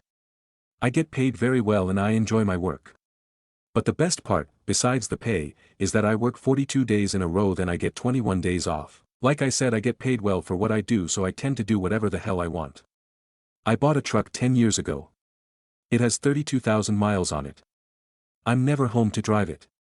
I bought a house partly as an investment, partly as a place to keep my stuff. I'm there maybe 30 days a year. I'll give an example. I just got back from Colombia. I spent almost 3 weeks just traveling around checking out cool stuff. I'm at my house now basically to drop off souvenirs and to have a little sleep before I go to work on Thursday. When I'm done this shift, I will be going to Japan for a couple of weeks. So over the course of 24 weeks I will use my house for maybe a week total. Just a couple of days between vacations and work. Long backstory, but it's relevant, I promise. My sister and her husband want to move their family into my house, so that they can save up to buy a house of their own. They don't want to pay me rent or anything. They say that if they are there, then I don't need my gardener or my caretaker service. They will take care of my house. They aren't homeless or anything. They are both employed people with careers. They just want to save up. I was considering it until they said that they would put my stuff in the garage so they could have their stuff to use. Like my couch and such. I like my couch. I like passing out on it. I like my stuff in my house my way. I like that the lawn is always mowed and that my fridge has a couple of days of my favorite food whenever I'm in the house. I said no. I told her I would help them with a loan for a down payment, but that my house was not for rent. She is pissed off now, saying that people like me are the reason there is a housing shortage. I'm not sure how. I don't buy multiple houses.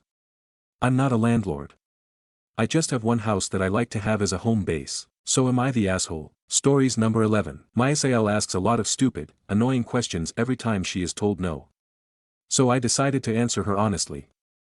I, 28F, have 2 older brothers, Paul, 30M, and Ben, 33M. Ben is married to Ellie, 32F, and Ellie is a lot. At her age she still does not understand boundaries, personal space-time, or the difference between reasonable questions and stupid ones. Ellie can't for the life of her get that people are entitled to their space, time, and to say no, and when someone says no, she will follow up with a lot of stupid additional questions, somehow trying to make that person feel bad for refusing her. Some examples for you to better understand. She does not drive, so whenever she wants to go shopping she will ask me to go with her for a shopping spree, aka me being her personal driver for the day. I say no. She goes. Who in this world refuses a shopping session with another woman? Ben and Ellie were planning to do some remodeling to their house. Ellie asked Paul, so you are free this weekend to come work with Ben on everything that needs to be done, right? Paul said no because he had to work during that weekend, so Ellie went, can't you just take the weekend off? Why can't you prioritize helping your brother over work? It's just a one-time thing, you'll have other weekends to work. Both Paul and I talked to Ellie and to Ben as well. We asked Ellie to stop with this habit because it's honestly annoying. She is not entitled to our time, she is not entitled to question us about our reasons or to insist on things. Basically we tried to tell her no is a full sentence but she doubled down and said she is not doing anything to annoy us but that she naturally is a curious person and this is why she asks follow-up questions. No need to mention that nothing changed and she continues to do her thing. So I decided that since she is a curious person and needs to know everything, I should answer her honestly. She once asked me to watch their kid on a weekend so they can have some time for themselves. I said no. She went, what can be more important than spending time with your nephew? So I answered her honestly, there are multiple things more important for me than being a free babysitter on demand, things like my time, my sleep, me spending some quality time after an entire week of work. Stuff like that. The next time she decided on a Thursday to plan a family weekend and invited me, Paul and my parents to go to a cabin for the weekend, meaning to leave to the cabin the following day after work and return on Sunday. None of us was able to go on such a short notice because, surprise, we already had things planned, so she once again asked what other plans can be so important that we can't reschedule them for family quality time. Once again I answered honestly, personally I am attending my best friend's birthday party and spending time with people whose company I enjoy is more important than spending quality time with you. I am aware I am a BH, believe me I know. However I can't bring myself to feel bad. Paul followed my lead and started doing kind of the same thing but he is a little bit more polite than I am. We both have a good laugh each time we need to be brutally honest to answer her curiosity. But Ben is pissed. He claims we are intentionally humiliating his wife. We told him she is humiliating herself by not being able to respect boundaries and if he wants us to stop he can tell her to stop with the questions. Stories number 12. M32 cheating fiancé F31. Let me start from the beginning here. Yesterday I met my fiancé at our wedding venue for our 4-month out meeting to finalize details. We drove to the venue separately because she was leaving straight from work. Towards the end of the meeting she let me know her friend was dropping off her rental car and needed a ride home and asked if it would be okay. I said yes, thinking nothing of it as it wasn't that far from our home and I know her friend well. I get home and tried to get in touch with her for the next 3 hours. No answer. At approximate the 1:30 mark I texted her friend and asked if she had made it to her okay. I was very worried. My fiancé ends up coming home and says sorry it took longer than expected, she hung out with her friend for a bit before leaving. Okay, no biggie, just LMK next time please. Her friend gets back to me a few minutes later and says, sorry I couldn't make it to the venue, didn't see your fiancé tonight. I asked her why she would say this and she said she didn't know, she can't control what her friend says, and walked outside. I'm sketched out AF by this point. I have never done this but I looked at her phone records, yes I did and don't regret it. I saw that when she went outside she called her friend that had texted me right after she went outside. I also saw an hour-long call with a number I didn't know on the way to the venue. I asked her what rental place they went to and multiple other questions. She had quick answers and they seemed legit. I thought maybe I'm crazy here, I need to chill and sleep on it. This morning I asked her to please see the text from her friend asking her to pick her up and I would apologize for questioning her the previous night. She said no. I said when I caught up to you yesterday on the way to the venue I saw you were on the phone, who was that? She said oh that's the friend I picked up later on. That's when I knew for a fact she was lying. I said I looked at her phone records and knew that wasn't true. She then changed her story to say oh I needed to meet up with a coworker to discuss a patient. Who is the coworker and why couldn't you discuss that over the phone? I need to show him the techniques in person, his name is Michael. Okay, I am sketched out beyond belief at this point, we never lied to each other. I asked to see the texts with Michael. She said wouldn't let me see. I said why not if there's nothing to hide? Are you having an affair? Do you not want to be together anymore? She pauses and proceeds to tell me all the things that are wrong with me. I work too much, I don't spend enough time with her, don't listen. I'm astonished at this point, all of this is news to me. I put 2 and 2 together at this point, I know something sketchy is going on. I again asked to see the texts. It took about a half hour of convincing to see these texts and they were crazy. Sexual in nature and talking a lot of shit about me. Also how she wanted to be with him and how they're essentially in love. She started this job 1.5 months ago, he is her coworker. He is also 15 to 20 years older and divorced, multiple kids. I have been financially supporting her for the last few months as she got back on her feet and was working extra so she wouldn't have to pick up a part-time job. We own a house which we both live in with 3 dogs and a horse. Sorry for the novel, I am beside myself right now. I did not see this coming and we were going to get married in 4 months. Any advice would help. Update. As an update, I was finally able to sit down with her tonight and go over this. Again, she came in trying to blame me for what she did. Trying to justify the cheating and lying as a direct result of my lack of communication and listening. She said she wouldn't have had to start talking to this guy if I had been listening better. I spend too much time in the office working and don't dedicate enough time to her. I tried to explain that I was putting in extra hours to try and support her and the family financially while she was struggling so she wouldn't have to get a part-time job. She said she would have rather gotten a part-time job, which makes no sense to me. She was under the impression that because this was short-lived, 1 week she say, and they only made out once, that we could move past this. When I brought up the texts where she was trashing me and talking sexual with him, she deflected hard and I got nowhere with that. I told her that I'm not the reason that this is happening. She went too far and should have communicated with me or thought about the implications first. That I can never trust her again, and this is all because of her actions. Whether she wants to try and justify this as my fault is up to her.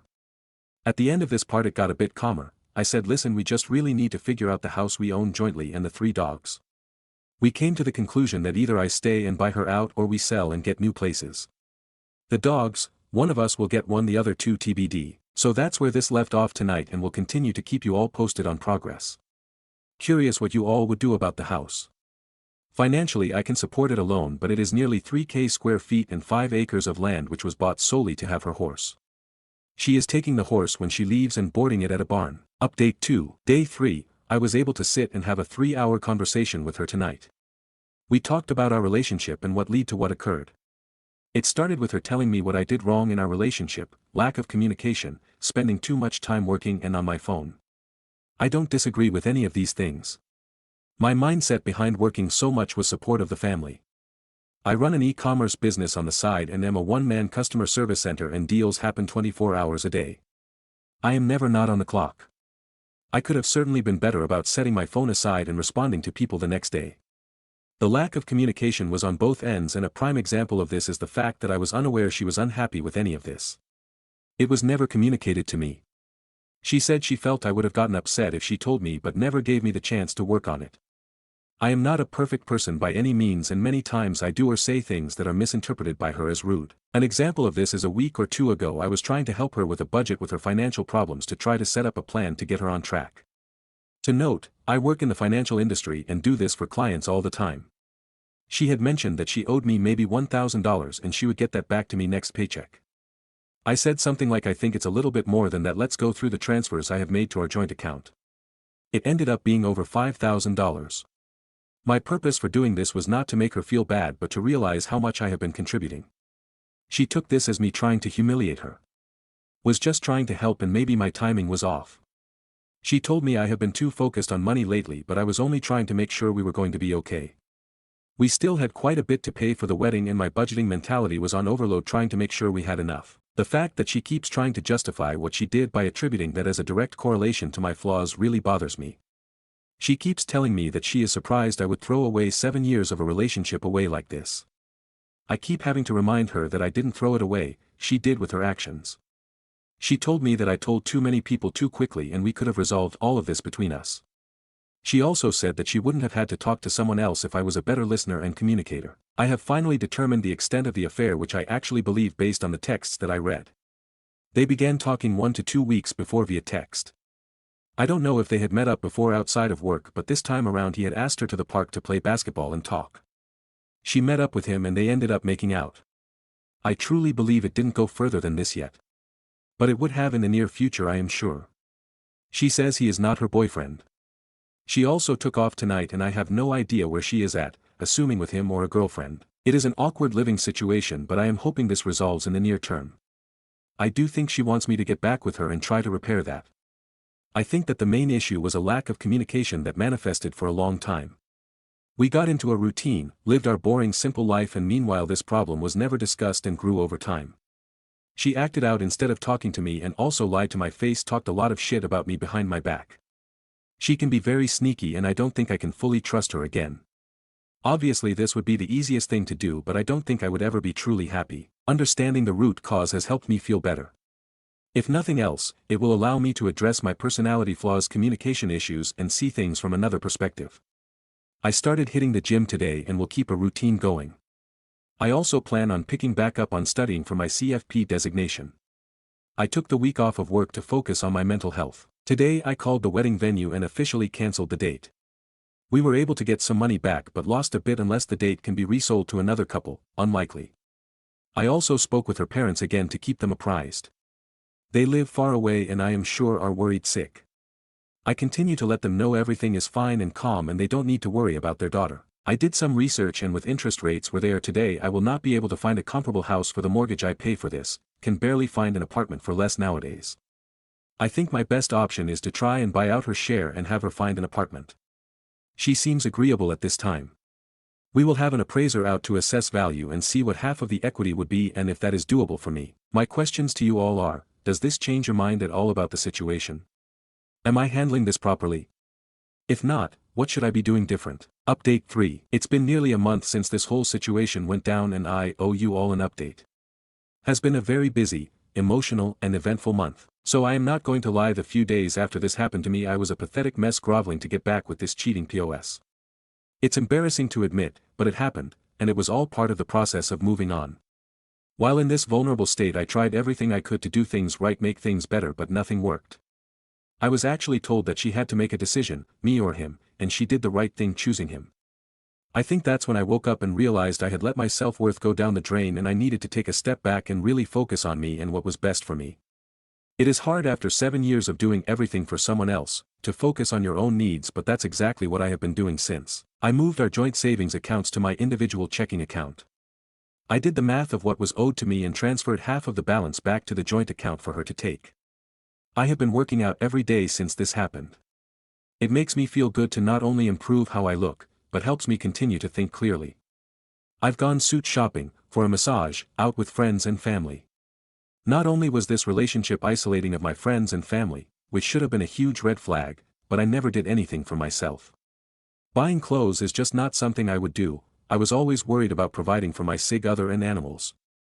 I've been seeing a therapist, for the first time in my life, on a weekly basis. It helps me talk things out in my decision-making. It is something I will probably continue to do after this situation resolves, just to continue to improve myself. Now for the bigger items. I am still living in the house with the ex. She is sleeping in the guest bedroom and we are at a point where the only communication is, "Did you feed the dogs?" I think she is a terrible person and no matter what I say, in her mind, this is my fault. To accuse someone of being a bad communicator and then using that as an excuse to then not communicate her feelings to me and cheat is her being a hypocrite and an easy out in her delusional mind. I stopped bothering trying to reason with her because she is unreasonable. I have been keeping the ball rolling with listing the house for sale. I contacted an agent, had them come and was happy with the proposed sale price. She then requests that I contact 2 other agents and get their opinions, one of which was recommended by her friend. Yes, I made all the calls, set up all the appointments and met with these people. This is how the relationship always was, and even though it's not fair I have been willing to do it all to get the hell out of here. After meeting with all 3 we ended up going with the first agent. Pictures were taken on Sunday and the house was listed for sale Sunday night. Open house next Saturday. Already getting a lot of attention on the RE sites. She will be taking the horse to a barn somewhere TBD. I had a conversation about the dogs and offered to take one or none. She said she would take all 3 of them to keep them together. They are a happy bunch and I don't want to fight over taking one if that will break them up. It also selfishly allows me to pursue a clean start. Unexpectedly, I met someone about a week ago that I've been spending quite a bit of time with. I have no false expectations here but am enjoying hanging out with her. She's been through a similar situation in the past and has been helping me through this. It's really eye-opening speaking with a kind, thoughtful and independent woman. It makes me realize what a narcissist my ex was. Completely self-centered, dependent and manipulative. I should have listened to the warnings from family and friends long ago. I definitely fell into the trap of being in a simple routine. I wasn't enjoying life, it was just an easy situation to be in. Nice house, lots of land, great animals, didn't want to rock the boat. So I just continued on. You don't really realize this until you take a step back and truly reflect. Some might say it was wasted time, but I am really using this as a learning experience. I will not ignore red flags in the future. I will not fall into the simplicity trap. I will continue to maintain relationships with friends and family. I just want to end this with a huge shout out to everyone on here that commented on my original post. I posted on Reddit because I had no idea what to do. Those of you that took the time to try and help a complete stranger on Reddit are amazing. I read every single comment and they all helped me get to where I am now. I am looking forward to the next chapter in my life, wherever it takes me. Thank you all, truly. Update 4. Hello all, it's been quite some time since I have posted an update on this situation. It's wild to think that all of this happened more than 4 months ago now. With time this has gotten so much better, and hopefully if someone stumbles upon this going through the same situation it will help them realize that time heals everything. I shared the house with my ex until mid-May. It was painful being there with her and the dogs, knowing that my life as I knew it had ended. We were roommates who didn't like each other. I tried to avoid her as much as I could, but it was impossible. We stayed in different bedrooms, but the dogs were allowed to roam to and from at night, doors open. After the first few weeks she stopped sleeping out, and it didn't happen almost at all for the remainder of the time at the old house. The constant texting and phone calls, however, did not. I think they decided not to pursue a relationship but remained friends. I don't know for sure and didn't care enough to ask. She moved out in mid-May along with 2 of the 3 dogs. Saying goodbye to them was awful. The loss I felt could be compared to a loved one dying. During my last month there I met up with the ex and 2 dogs at a dog park a couple of times. While they recognized me and were happy to see me, I could tell that they were doing just fine without me, which made me feel better. There was little conversation with the ex other than about how the dogs were adjusting. She moved to a run-down house in a run-down area, to put it nicely. There was a yard for the dogs but it was not fenced in. The last I heard she was working on finishing the fence. During this time period I hit the gym every single day. I also grinded hard at my side hustle. I knew life was going to get expensive and wanted to prepare myself. In the time period from March-June 15th when I moved out, I had done 6 figures in sales at this side hustle. I also made 0 big purchases. This allowed me to save a significant sum in addition to the proceeds from the sale of my old property. Due to this, I was able to comfortably afford a nice house in a nice area with a decent-sized yard for the dog that stayed with me. Selling the old house was easy, buying the new house was absolutely brutal. Thankfully, the buyers of my old house allowed me to rent it back from them for a month until June 15th. I made offers on a total of 5 houses and finally got the last offer accepted towards the end of May.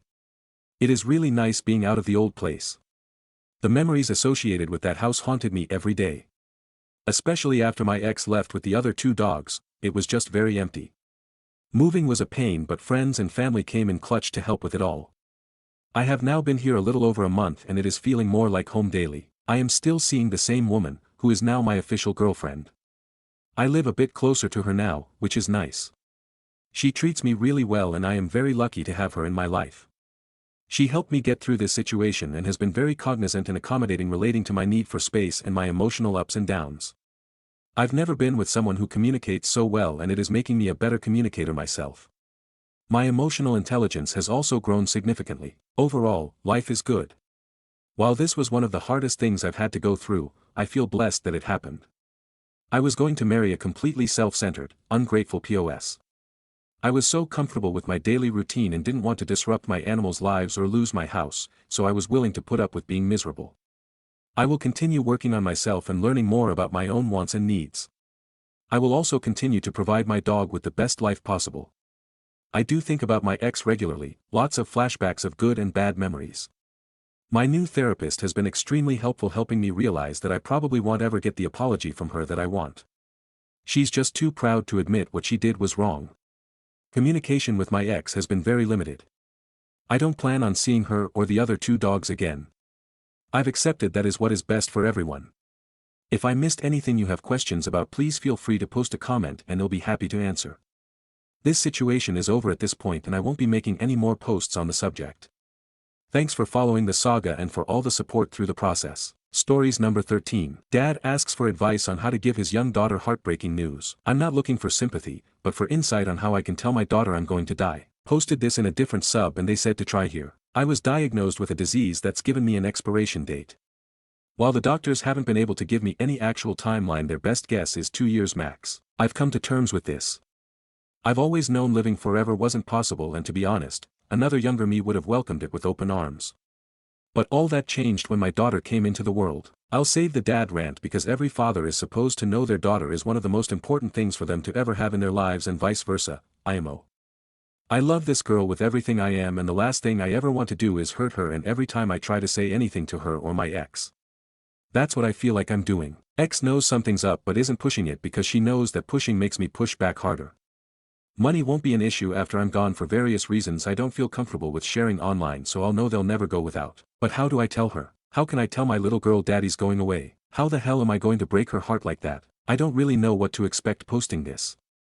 My counselor hasn't been much help with this part. Any prayers or things like that I ask that you keep for someone you love, and please. If you have a father, call them and tell them you love him. TLDR, how do I break my little girl's heart? Edit, I wanted to say thank you to everyone. I've been responding to everyone the best I can, but I've been in the hospital for the last few days. Please. Tell both your kids and parents how much you love them. Relevant comments. Commenter 1, don't tell her, she won't understand, enjoy the time you have with her as much as possible. Leave a video telling her everything you want her to know to watch when she is older. I can't imagine how you feel, I wish you the best and hope to hell those doctors are wrong. Reply, as much as I hope they are wrong, I've come to terms with it. People in the other thread said videos were a good idea and I'm going to give that a go. I've got gifts I've made/bought for special occasions and think those will go somewhere safe, smiley face. Hug your kids and tell your parents you love them. Commenter 2, I do think you should tell her. Kids are able to understand more than we think. I think you have to prepare for this to be an ongoing conversation. This isn't something you mention once and forget about. As far as introducing it, I think being open and honest is the best option. Daddy hasn't been feeling good lately. I went to see the doctor. The doctor found out that I am really sick and they don't have any medicine for my illness. I'm not going to get any better and I eventually will die. We don't know when that will happen, but it will probably be before you turn 6. I think some variation of that will be fine as long as you are honest. Allow for her to process the information and answer any questions she may have. There could be 100s or there could be none. She may bring it up frequently or never at all. Having a parent die will be heartbreaking. Preparing her or not won't change that, but telling kids helps them make sense of what is going on. Having both parents be there for her during one of life's most difficult situations will help your daughter with dealing with her own emotions. Edit, just wanted to add that it's fine if she doesn't understand. She's 4. She won't understand everything. I think keeping the communication open and being as honest as possible are way more important than having kids understand everything immediately. Reply, I underestimated her smarts once and man she worked me over lol. I appreciate your view on this.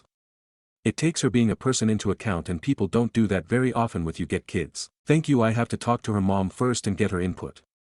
It's honestly the last thing I'm truly scared about. Update, I want you all to know that I had no idea Scott made this post.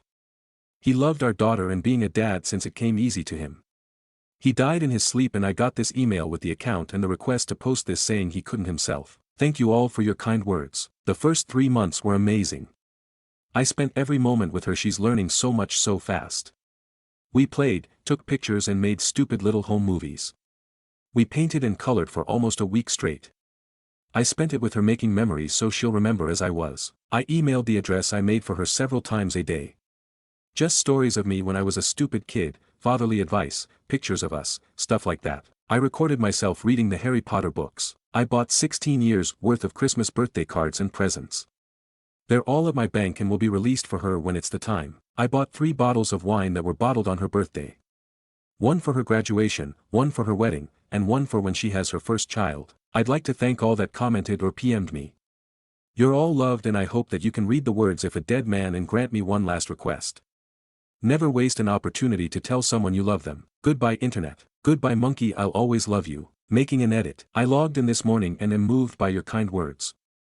I hope the message he shared is taken to heart and you tell someone you love how much you care. I've gotten PMs from several kind-hearted people asking if there was a way to donate to help our daughter and, while appreciated, there's no need. She'll never be without.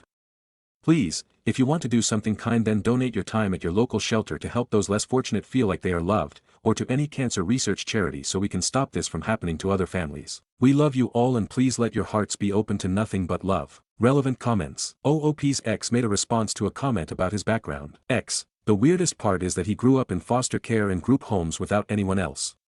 He told me once that the only thing he ever wanted was a real family and it showed. He believed in giving her everything he didn't have growing up so he worked extra hard to make sure she knew she was loved. He'd want both you and you Elruary to know that you're loved and would both be good fathers in your own way. X responds to a commenter regarding Harry Potter books that OOP has recorded when reading for his daughter. X. He stops at words that he knew she might have trouble with and helps her sound it out. She was listening to him a few nights ago and she came to get me to help her find the page she was on. It makes me smile because he accomplished this in such a short time, but as you go along farther in the books, you can hear it. You can hurry take him away and you can hear him fighting it so he can keep going. I'm sorry. Stories number 14. I'm 26F, supposed to be getting married in 6 months to my fiancé, 28M. I just got offered a major promotion, but he said no to moving. I don't know what to do. My fiancé and I have been together for nearly 7 years. We've built a life together. We own a house, have pets, and are supposed to be getting married in 6 months. From the outside, everything looks stable. But inside, I'm falling apart trying to carry all of it. I was just offered a major promotion at work. It's a big step forward, and something I've been working toward for over 2 years. It would mean moving to a new city, but also comes with a pay increase that would double my salary, also a chance to finally move into a more senior role. It's the kind of opportunity that doesn't come around often, and I'm very young to get the offer. When I brought it up to my partner, he basically shut it down. He said he isn't ready to move for at least 6 months and would prefer to never move. Unfortunately, the company needs an answer soon, and my current role is being eliminated in 2 months. I won't have a job if I continue to wait. This promotion has made me confront some other issues in our relationship. I've been carrying the emotional and household labor in our relationship for a long time. I planned the wedding, I do the majority of the household labor day to day, I manage our pets, and I built our social life. I also support us financially and emotionally. He absolutely contributes financially, he owns the house and helps with logistics. But the day-to-day chores and work is on me. Emotionally, I also don't feel very supported. When I'm upset or struggling, he tends to withdraw or ignore it. If I try to share what I'm going through, he'll change the subject or make a joke. I've tried to explain what I need. Presence, care, curiosity, a little warmth. It rarely happens. When I bring this up, he gets defensive or frustrated. Now with this job offer on the table, I feel completely stuck. If I stay, I feel like I'm giving up an amazing opportunity. But if I go, it might mean ending a relationship I've poured years of love and effort into. Any recommendations from people that have been in this position? Edit, the job is in another state, I'm looking at up to 200K income, and it's closer to my family. My fiancé can also keep his job with the move. He owns the house, I pay rent. 50/50 on all the other bills/expenses. TLDR, I'm engaged and supposed to get married in 6 months. I just got offered a big promotion that requires moving. My fiancé said no, and also hasn't been showing up for me emotionally for a long time. I feel stuck and unsure what to do next. Stories number 15. My vegan coworker is upset about getting non-vegan gifts 3 years in a row. I work in a small office of 6 people, and since we've all been here for 3+ years at least, we're pretty close. We hold a gift exchange where basically everyone buys a gift for everyone else. I understand that's probably a bit much, but it works for us. In 2022, my coworker, Marie, got everyone a jar of local honey, which I honestly was thrilled with.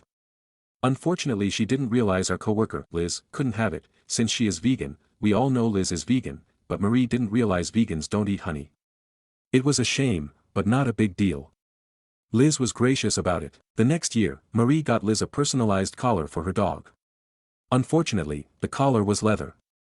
Again, Marie didn't know about this element of being vegan.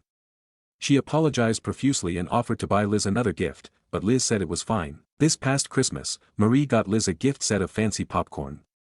She actually asked another coworker what a vegan snack was, as she was getting everyone a gift with a snack theme.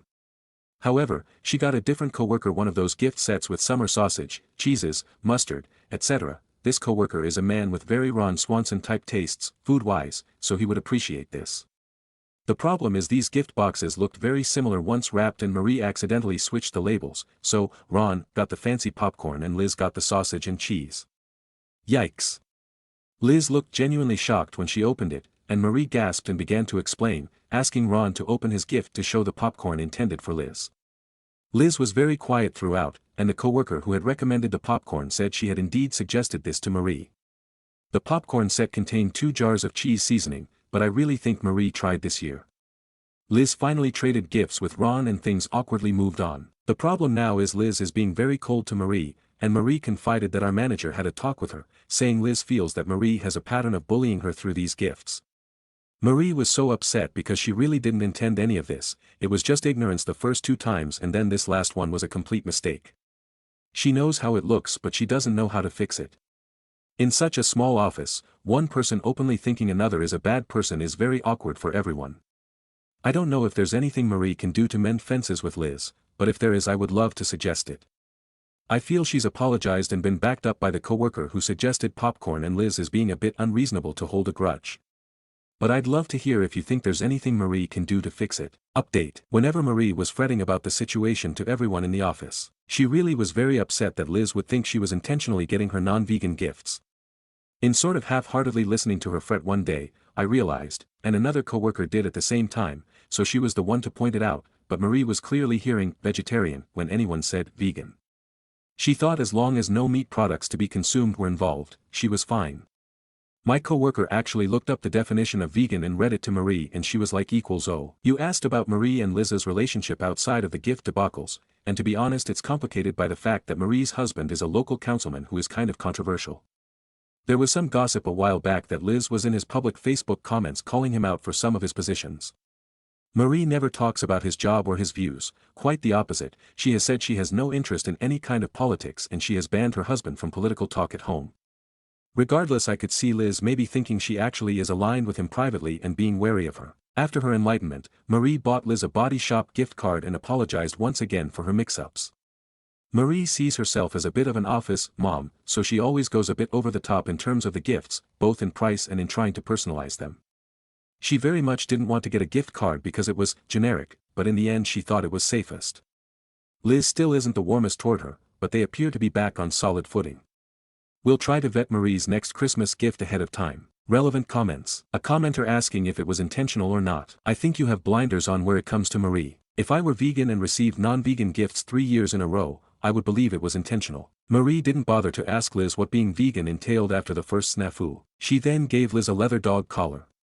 It's common knowledge that leather is made from cow skin. After the first 2 gifts being non-vegan, I find it difficult to believe that the charcuterie wasn't intentional. Reply, the charcuterie mix-up was truly a mix-up. I saw some speculation about this on the first post, so just to clear it up, the popcorn gift set contained unpopped popcorn kernels, of course, as well as 3 jars of seasoning which were in glass containers. It also contained a decorative bowl that was made of glass. It was heavy. And it was the same shape as the charcuterie board. They were similar weights as well. Commenter 1. How my mother-in-law made a soup for my vegan husband and me, and she said, and I quote, "It's vegan except for the sausage." Like there were vegetables in it, so that was the vegan part, and the sausage was just an incidental addition. Reply, OMG, this reminds me, after her first grandkid was born Marie made her vegetarian daughter-in-law chicken soup without chicken chunks in it, but she still used chicken broth. Commenter 2. The more you attempt to defend Marie, the worse she actually sounds. Including chicken broth in a more complicated dish can be an incidental oopsie. Going, I'm going to make chicken soup for someone vegetarian, simply comes off as passive aggressiveness. Reply, I'm not defending her. I can't help but laugh at the ridiculousness, but I'm not defending it. She should learn what these terms mean. She thinks her daughter-in-law walks on water though, so I really don't think it was meant to be passive-aggressive. Commenter 3, yes. The impression I'm getting is that if Marie isn't malicious, she's incredibly thoughtless and dense, and the whole office just knows and expects everyone to go with it. That's not great either, frankly. Reply, my coworker calls Marie our missing stare, not to her face of course, although she would have no idea what it meant. OOP explains Marie more in the comments. Reply, Marie isn't dumb but she is just very absent-minded and, I say this with affection, a bit of a ding-dong. She doesn't Google things, full stop. She thinks the rest of us are magicians when we can find info on Google. Then she said, I really need to start doing that. Then she'll look up a number the next day in a 10-year-old phone book. She called the city once to ask why she hasn't received a new phone book in years. Stories number 16. AITA for silently changing my son's name after my brother and SAL gave my nephew the name too. My wife and I had our son 4 months ago. We had a name chosen early in her pregnancy. We kept that name to ourselves, but my SAL, married to my brother, found it out when she was still pregnant with my nephew, almost 7 months old. She never said how. She just told us she loved the name, congrats, and she couldn't wait to meet him. We assumed she snooped because she was not told. I even mentioned it to my brother and he said that his wife does like to browse through people's things like it was no biggie. Then when my nephew was born they announced his name and it was the name we chose. First, middle and last name. My brother called right after Sale posted the announcement and he told me to keep quiet because his wife had a rough birth and she didn't need drama and he knew we might not like it but she really wanted the name. Her reason? My brother and I have matching twin-like names and Sale wanted to connect our 2 boys by just giving them the same name so they were each other's namesake. My wife and I talked it over and we decided to pick a different name. But we'd pretend to keep the original name until there was zero risk of sale. Changing my nephew's name 6 months after a birth is harder to make a change in our state. We only started telling people the true name last week.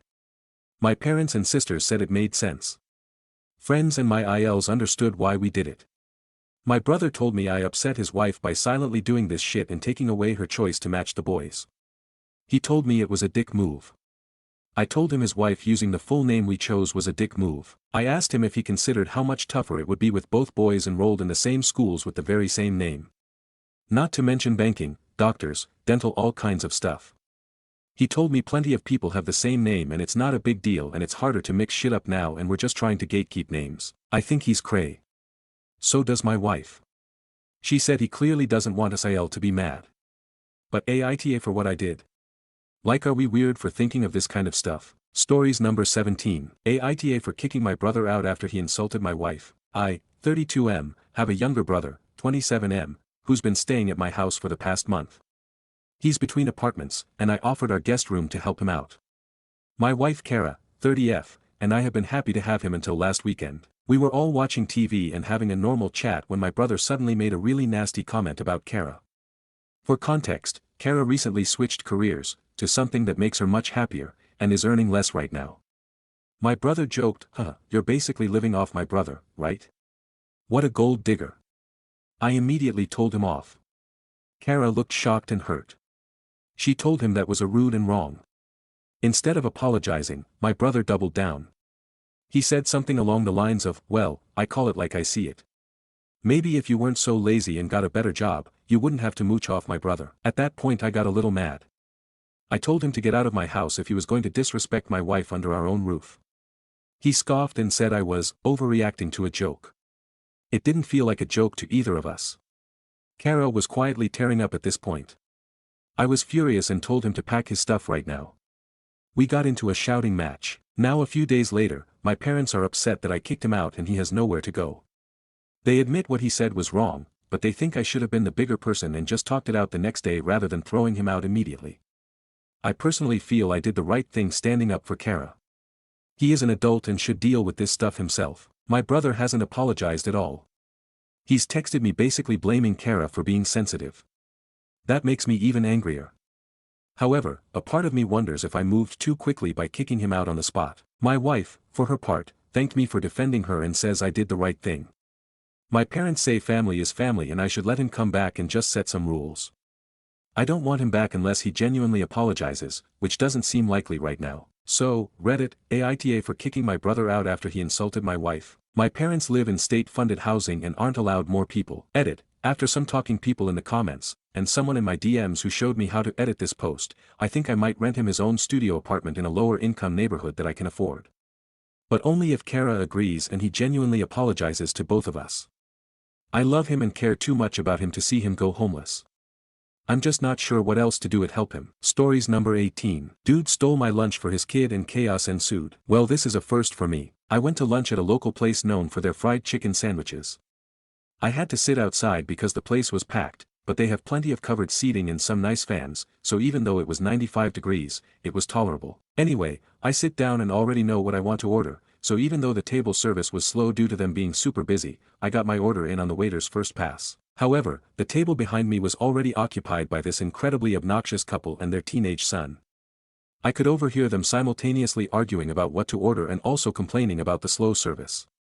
I guess they were in another waiter's section though, because they were still waiting to order after the waiter left my table.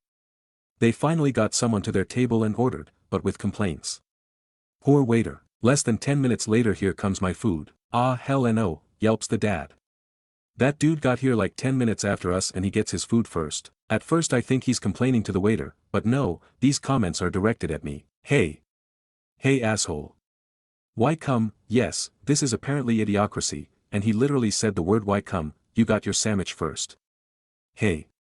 You hear me? I ignore, but this guy gets up and walks up behind me, then literally steals my plate from the table before I'd even taken a bite. You can wait, mother offer. My kid's hungry. To this point I haven't heard a word from this kid's mouth, so if he was hungry he was speaking only with his baleful puppy eyes. Eat it, says the dad. Okay, so here's the thing. This place does spicy chicken, they have like 7 levels of spice, and George likes his chicken spicy. I'd ordered the next to hottest option, which is a combination of Scotch bonnet and ghost pepper sauce, not pure ghost pepper. It's hot enough to make you cry, and as my kids say, I've burned off most of my taste buds. And this kid, at his a-hole dad's urging, chows down before I can even stand up and protest. Like before I can even stand up and say what the actual fudge, dickweed, this kid has taken a Cookie Monster bite out of a sandwich that is slathered in a 1,000,000 Scoville sauce. And the gagging is immediate. You know that frat party you went to your sophomore year where they were chugging jungle juice, and the sound formed the backyard 30 minutes in? Yeah. That. He's gagging, choking, then vomiting all over his dad. His mom is screaming. The people at the next table are jumping up. Plates are falling. A-hole dad is screaming at me, "What did you do to my son?" And I just start laughing. I'm standing there at my picnic table while this circus erupts around me. 2 waiters come running over. Dad is screaming. Kid is still wheezing and choking, mom is crying, one person at the next table over is literally crying with laughter, another looms like she's about to vomit. Laughing guy speaks up and steps between the dad and me, who looks like a real-life, human anger from inside out. We explain what happened to the manager who's since showed up, as evidenced by the fact their order is just showing up. Anyway, they pack up their meals to go tell them they are not welcome back at this establishment, start cleaning up, and the manager takes me inside, gives me a replacement meal, a $50 gift card, and asks me to please not write a negative review, or press charges. So that happened. 2025 y'all, it's wild here. Stories number 19. I told my daughter the truth about her father. Now she won't speak to me. My daughter, 15F, hasn't spoken to me in 3 days. And I don't even blame her. Her father left before she was born. We were young, 19 and 20. He swore he loved me, swore he'd be around. Then he ghosted me the second I told him I was pregnant. I raised her alone. No child support. No contact. Nothing. But I never badmouthed him. I always said, he couldn't be here, or, he's not ready, or, he loved you, he just didn't know how to show it. I wanted her to have a version of him that wouldn't break her heart, but she kept asking. More and more as she got older. Last week she got really upset after a Father's Day event at school. Came home crying. Demanded to know why he never wanted her. I broke. I told her the truth. That he knew. That he left anyway. That he ignored every email, every letter, that the one time he messaged me back, it was to ask for proof I didn't trap him. She's been locked in her room ever since. She won't look at me. She called me a liar. She said she wishes I never told her. I thought I was protecting her, now I don't know if I just destroyed something she'll never get back. Stories number 20. My husband, 32M, left me, 32F, after almost 15 years together and wants me to forget and let him come home. What are my next steps to stop that? My husband and I have been married for almost 2 years, but together for almost 15. He is my only long real boyfriend I have had in my adult life, and we have 2 children together. We have had a rocky relationship from the beginning if I'm being honest, but the last 3 years have, for the most part, been pretty great. The turning point for our relationship, I feel, was after he got blackout drunk at his friend's wedding and spent the entire 1.5 drive home, that I drove him and his friend home from as I was sober, screaming at me and saying nasty things. Since then things have been pretty good. I have been working on myself, have lost weight, putting more effort into myself and my appearance, and have been making new friends. About 5 months ago he woke up one day and told me he wasn't happy with his life or me and wanted to leave. He then decided he was wrong and didn't want to leave. Not to drag it on too much, but a highlight reel of the last 5 months is he has left me 4 to 5 times and comes back every time saying he's sorry. Been unhappy when I have gone for dinner or to see girlfriends. Got blackout drunk again, and behaved horrendously towards me. I can't really talk about it on the thread. The same night as above there was some severe drama with his family. I am also being made to be the villain for telling them this behavior is disgusting, especially since our 2 children were asleep in bed when everything was happening. Called me every name under the sun, often in front of our children. Accused me multiple times of having affairs, with absolutely no suspicions. I didn't realize a few of the things can't be discussed here. His excuses are that he doesn't feel loved enough by me and I'm not affectionate enough. But it's hard to feel affectionate to someone who is treating you like shit. I am getting very little family support and being made to feel guilty for breaking our family up if I don't let him just come back home. But he is never going to change. I guess I'm just looking for some validation and support that I'm making the right decision because I keep being told I'm wrong. What are my next steps to stay strong in my decision to not take him back, and try and establish a healthy co-parenting relationship for our children. Stories number 21. My coworker accidentally took credit for my presentation and now everyone thinks he's a genius. Should I let him burn or be the bigger person? Okay, so this just happened last Friday and I'm still annoyed. I, 32M, had been working on this huge client deck for like 2 weeks straight. I skipped lunches, stayed late, even cancelled a dinner date with my wife, which I regret now, to finish this thing.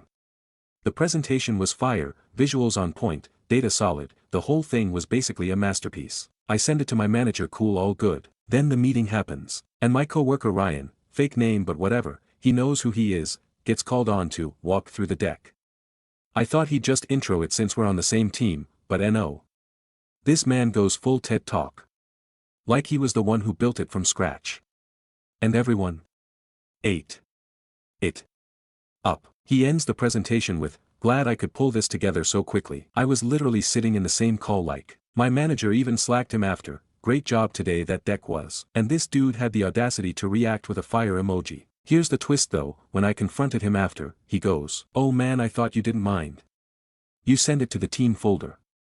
I figured it was, like, collaborative. What? I wanna PNCH him straight in his face. Now I'm torn between A, letting it go to keep the peace, B, subtly exposing him in the next team meeting, C, printing the deck, highlighting my name in giant font, and leaving it on everyone's desk. So yeah, should I be the bigger person or let this man crumble under the weight of his lies? Anyone else had a coworker pull this move?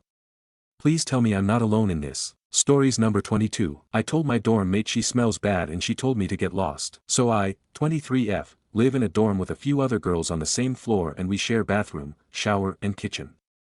One of them has a strong body odor that's been really hard to ignore lately. I'm sorry for the explicit language, but that smell is like pee with spoiled eggs. It's especially noticeable in shared spaces like the kitchen and bathroom, and with the summer humidity here in Japan, it kind of lingers and makes those spaces uncomfortable to be in right after she uses them. My room is also at the very end of the corridor, so I always need to pass by her room. She seemed to wear the same clothes every day and doesn't wash her head even though I met her in the shower a couple of times. I sat with this for a while because I really didn't want to be rude or hurt her feelings, but at the same time, it was getting on my nerves. Other girls noticed the same thing and eventually, I decided it would be better to gently bring it up privately in DMS. I sent a very polite message telling her that I don't want to make her uncomfortable or hurt her feelings and that I understand that sometimes we don't feel our own smell especially when it's hot, but it's a bit too much considering the fact we're sharing the space. She answered that she cannot do anything about it and that it's not written in the dorm rules, therefore we pay the same rent and everybody should respect others' private life, so me and other girls need to adjust or find another ways. It shocked me so much as if I was the stinky one. Like why you just don't grab a fucking bar of soap, wash your clothes and use deodorant. I was speechless and just wrote, "I see," to which she simply answered, "Yeah, you better." LMO. Update. I told my dorm mate she smells bad and she reported me for harassment. I just wanted to share with you guys about how this story escalated in the last couple of days. I reported my dorm mate to the RA for poor hygiene that affects me and other girls on our floor, but she was smarter and reported me to the housing department for allegedly harassing her, and instead of going to the gym I had to come back to the dorm and have a talk my RA after receiving an email today. I still cannot believe it. It's so funny that even my RA laughed a couple of times while we were discussing this for a whole hour. I became a villain in the stinky dormy story just by telling her she smells bad, and I cannot understand if she's showering after receiving a DM from her that is called, "I cannot do anything so you and other need to adjust." She reported that she was tired, and despite that I was asking her questions like how old is she doesn't have an excuse of smelling bad when she's not a teenager. Am I really the only one who's telling her that, and if it's okay if I use air freshener after her in kitchen and bathroom? I had to explain everything to my RA, including me being not able to shower right after her and why I decided to talk face to face and be blunt. I asked my RA if there are no rules about smell, how are there rules about me telling her to wash herself properly. He said there are none, but she reported me. She also mentioned that I was allegedly talking about her origin. I never mentioned where she's from here or to my friends or when I talk to RA, since I don't believe in it being a problem. I had to sit there and explain and defend myself in Japanese as if I was the one who smelled like rotten eggs, didn't wash my head and washed my feet in sink where everyone's washing their faces. I'm shocked. The RA told me they want us to have good relationships and I need to apologize. I refuse to. Despite saying to me she's not embarrassed, today the girl perfumed herself and her door. I said to the RA that I will never talk to her again, and now I need wait for the housing department verdict. Actually want to cry kinda LMAO. Stories number 23. Aita for not bringing gifts to my nephew's birthdays because they never give my kids anything. I, 34F, have 2 kids. Over the past few years, my nephews have had several birthday parties. We've always been invited, and I used to bring gifts every time. But I started noticing that when it's my kids' birthdays, their parents never bring anything, or even acknowledge it. My kids don't even get a happy birthday from them. It started to feel very one-sided. Their parents, my brother and sister-in-law, are often cold and dismissive toward me and my kids. So this year, I decided I wasn't going to keep doing something for people who clearly don't return the effort. I still went to the party, but didn't bring any gifts. After the party, I got a bunch of texts saying I was being petty and, you don't punish kids for adult problems. Now I'm starting to wonder if I was in the wrong, and maybe I should have separated the kids from how I feel about their parents. Aita for not bringing any gifts. Edit. For those asking, yes, we've always had birthday parties for my kids, and my brother, sister-in-law, and their children were invited every time. They attended a few over the years but never brought gifts or really acknowledged the occasion. Also, for clarification, it wasn't even my brother or Sil who texted me after the party, it was my parents. So clearly, someone complained to them behind the scenes. Kind of ironic that no one said a word when my kids were the ones being overlooked for years, but the moment I stop bringing gifts, that's when it's a problem. Stories number 24. Aita for telling my dad not to bring my half-brothers 6 and 8 to my birthday party because I don't want to supervise them all evening. I'm not a native English speaker, so bear with me. Here's the situation. My dad had a girlfriend for 10 years who struggled with alcohol. When they were together it was constant fighting at home and her issues caused a lot of chaos. Even after they broke up they decided to have 2 kids. My half-brothers are now 6 and 8. I barely see them because I try to keep my distance from their mother. She gives me instant headaches. From the times I've seen her she doesn't really parent them. She barely pays attention to them and never tells them no. Other people are always watching them for her. My dad sees them on weekends and when he takes them on trips. He also doesn't really set clear boundaries with them. So here's why I'm posting. I'm turning 25 and I want to have a small birthday party with about 20 people. Since I barely know my half-brothers and they tend to break things and run around unsupervised, I told my dad I didn't want them there. I just want to relax and enjoy my birthday without having to play babysitter in my own house. My dad got angry. He said I can't shut them out because they're family and said he won't come to the party if they're not invited. He told me they're kids and need to run around and that he wants to have fun too and will watch them as much as he can. I told him honestly that he never watches them and if that's how he feels he doesn't have to come at all. I also explained that the party is on a weekday and their mom lives 2 hours away so it's not a big deal if they don't come this time. Now my whole family is upset with me. They say I'm overreacting and being harsh. My aunt offered to help watch them if needed but I still feel like it's not unreasonable to want a calm birthday without small kids running around. Now I'm doubting myself. Maybe I should cancel the whole party and just do something else. I feel awful and can't stop overthinking it. Stories number 25. Neighbors tried to dictate what we could have on our drive. When we moved into our new house, we paid close attention to the land registry documents which showed our boundary lines, etc. The house had very little in the way of outdoor storage and the kids' bikes were getting ruined outside. The property has a shared access drive that splits at the top, 2 spaces for our house, as per the deeds, and 2 for theirs. I'm quite an easygoing person, so said to the neighbor, an elderly very religious couple, that we planned to put 2 bike sheds on our drive, small, about 2 feet deep and 4 feet tall, that would not cause any issues for their house, they sit below the fence line, do not block access, etc. He replied that it would not be acceptable, that as he owned the largest house then he had final say and that they were, his words, the senior household. Needless to say, we have 2 bike sheds on the drive and we've not spoken to the neighbors since. Stories number 26. My boss thought he knew better, until his own plan put him back. So this happened at my old job at a retail store. I was a floor supervisor, nothing fancy, but I helped with scheduling, trained new people, and made sure things didn't fall apart on busy days. We had this new assistant manager, Jake. Fresh out of college, never worked retail in his life. But he walked in acting like he knew everything, trying to fix stuff that wasn't broken. One day, he decides to change how we stocked the shelves, said we were too slow and needed to follow his more efficient system. Mind you, his system made 0 sense. It went against everything corporate trained us to do. I tried to explain, hey, if we do it your way, it's gonna take longer and mess up inventory counts. But Jake cuts me off like, just do it how I said. Follow the system. I'm the manager now. Alright, bet. So I told the team, you all heard the man. Do it exactly like he said. We followed his method to the letter. It took twice as long, shelves were a mess, and a regional manager who happened to visit that day pulled Jake aside and chewed him out for the disaster. Jake tried to blame us. I just smiled and said, we were following his new system.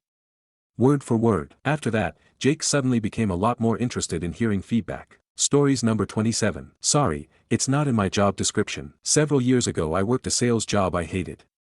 I was brand new, barely given any training, like a half day to learn how to operate their system. One of my coworkers who sat next to me was one of the top sales reps in the department.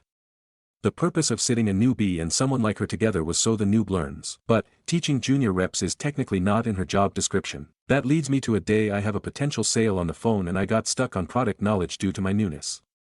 I asked her a simple yes/no question and she tells me, sorry. It's not in my job description to help you.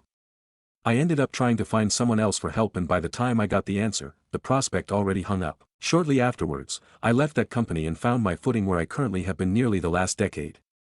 We got a new sales rep on our team last week. Guess who it is? She knows who I am too. A few minutes ago, she just asked me a product-related question and I said those same exact words back to her with a huge smirk on my face. Sorry, it's not in my job description. Ha ha ha ha. Finally. Justice is mine. She lost the sale because of the same reason I lost mine to top it off. My boss is probably gonna talk to me about this later. ITJF. Stories number 28. No non-alcoholic drinks for 100 plus wedding guests, a lesson learned. Hi all, not using a throwaway but I doubt it matters. This happened many years ago with someone from my in-laws side of the family and is, to this day, the strangest wedding I've ever attended. The couple held a large reception for 100 plus people with food provided by a family member, professional cooks, lovely, competent people. However, the bride's side of the family was put in charge of providing beverages. We all arrived to the venue and it looks great. Couple aren't there yet, so we all relax and wait, and wait. And wait. They finally arrive an hour and a half late. But here's the thing, during the hour and a half wait time, everyone decided they needed something refreshing to drink. No problem, right? Except the bride's family only brought alcoholic beverages. For over 100 guests, each person got exactly one mini bottle of water. I'm taking those tiny ones, and nothing else. There was a single water fountain in the venue, but based on how they did the bars/drinks, there was no glassware or pitchers provided to fill with water for people. No idea how this happened. I've worked in catering and I'm still baffled. It was a warm summer day and people were parched. There were children, elderly and non-drinking folks that had nothing but their tiny sip of water. Groups of people ended up driving 15 plus minutes away to the nearest store to get their own beverages. It was bonkers. It turns out the bride's family had a lot of drama, and I think the mother of the bride had delayed their arrival, but either way, we were all thirsty and famished and that's what this wedding was remembered for. They are now divorced. Stories number 29. Aita for snapping at a coworker for being an obnoxious busybody when I dropped my coffee. Last week when I, 35M, was walking back into work from my break, the lid popped off of my large iced coffee and the entire drink spilled in the front doorway of my lab building. I looked down, sighed, fuck me, because I really needed the caffeine, and started walking to the bathroom to grab some paper towels. A friend, 24F, from my lab was walking in at the same time and she also darted off to grab some paper towels, but the second that I dropped it, another older woman, 55F, from a different lab who was on her way out for the night started loudly yelling, "Opie, you need to clean that up," in a condescending tone down a hallway of private offices. I kind of raised my eyebrow and kept walking to the men's room to grab the paper towels, but a couple seconds later when she got to the doorway she yelled, "OP. OP, come back and clean this up right now," and I turned around and yelled, "With fucking what, Kim? Did you want me plop down and sit on it? I'm getting paper towels." She started yelling back, "Oh yeah, well you better be," but I cut her off and loudly said, "BYYYE," with a hand wave and all of the energy of, "fuck right off to hell," and she went on her way. This was when my friend popped back out with some paper towels and asked, "What the fuck is her problem?" She laughed when I told her about the exchange and said it was wild behavior on her part, but I still felt pretty embarrassed that I snapped at an older lady and childishly yelled, "BYYYE," in a sing-song tone and waved her off. Stories number 30. My roommate's girlfriend basically moved in and I'm losing it. I, 25M, share a 2-bedroom apartment with my roommate, 24M, who's been my friend since college. We split rent 50/50, utilities too. It's always been chill, until about 3 months ago when he started dating this girl. She was around a lot at first, which I didn't mind, but now. She's here literally every day. She eats our groceries, showers here, watches TV all day, and sometimes even sleeps in the living room when he knocks out early in his room. She even started leaving her clothes in the bathroom and her name's on my cereal box. Like, what? I've talked to him once casually and said, hey, just making sure we're cool splitting everything still, since she's here a lot. He laughed it off like, oh yeah man, she just hangs out. No big deal. But like, it is a big deal when I'm paying half the rent and it feels like I'm living with a couple I didn't sign up for. I don't want to be a jerk or mess up the vibe, but I'm starting to feel like I'm being taken advantage of. She's basically living here rent-free. I'm not trying to charge her or anything, I just want space, or at least a convo about boundaries. Should I bring it up again and be more direct? Or just let it slide and wait it out? Anyone been in this kind of situation before? Stories number 31. I wasn't able to shit-talk the rude, bitchy guest in front of me, so another guest stepped in to do it for me. This lady was just awful. Consistently. My manager and another coworker both dealt with her during her stay, and we all separately described her as a total bitch. She had a reservation for Saturday night but never showed up. So of course she was marked as a no-show. There was no charge because she booked using her hotel shiny points. Instead, she showed up at 8 a.m. on Sunday morning and was pissed off that we'd marked her as a no-show. Girl. It should be common sense that your reservation will be marked as a NS if you don't show up until the next day without a single word to us. If you're not coming in until the next morning, you need to call us and let us know so we can check you in on our system before you arrive so you don't lose your reservation. Karen told my coworker that she was extremely angry about her reservation being cancelled when we should have known she was coming because she stayed there before. When? Once over a year ago. It's not hard to call and tell us you're coming in the next morning. She demanded the third floor. And since it's 8 a.m. the morning after a super busy night, we only had one room left on the third floor, a room directly in front of the elevator. My coworker explained this to Karen, and she said she's not taking the damn room across from the elevator and she wanted the one at the end of the hall. Coworker told her that the room she wanted wasn't available, but Karen called her a liar, said she was lying out of spite, and she said she always gets that room. My coworker offered to put her near the end of the second floor, but Karen said that was a disgusting insult to her. How dare we even think of putting her on the second floor? I have an important job. I'm a nurse and I need to sleep. I'm not getting any sleep if you put me in one of those rooms. Fuck, I wouldn't want her to be my nurse lol. Let me die. Karen was put in the third floor elevator room. Later that evening, Karen comes down to the desk while I'm checking in a group of 3 guys, pushes in front of them, and starts bitching at me. She starts ranting about, I didn't even get a single minute of sleep because you put me in that stupid room. I have an important job and now I have to go after getting no sleep because your hotel and your stupid customer service sucks. And don't offer to put me on the second floor because I don't want to be insulted again. This is ridiculous. I've stayed here before and it was fine, but obviously your hotel sucks now. And on and on. Honestly, I just ignored her. She was being rude to me and to the group of guys she basically shoved out of the way just to complain. And then she starts rehashing the same thing ad verbatim. But this time, one of the guys chipped in LMAO. Karen said, I didn't get a single minute of sleep. And the guy responds with, you didn't get a single minute? Not even one. Oh shit guys. Maybe we should pack it up and go. I wouldn't want to stay in a hotel where I can't even get 1 minute of sleep. Karen whips around and says, it would have been fine if they hadn't put me next to the elevator. And the guy responds with, oh God, not the elevator. Anything but the elevator. I was fucking losing it LMFAO. I had a smirk on my face and I was shaking trying to keep from laughing out loud. Face with tears of joy like holy shit dude, you're funny as hell but you're gonna get me in trouble. Karen stomped off to her car outside but came back in and waited in the lobby for something. The guy asked me if the hotel gave foot massages. I said nope. He goes, really?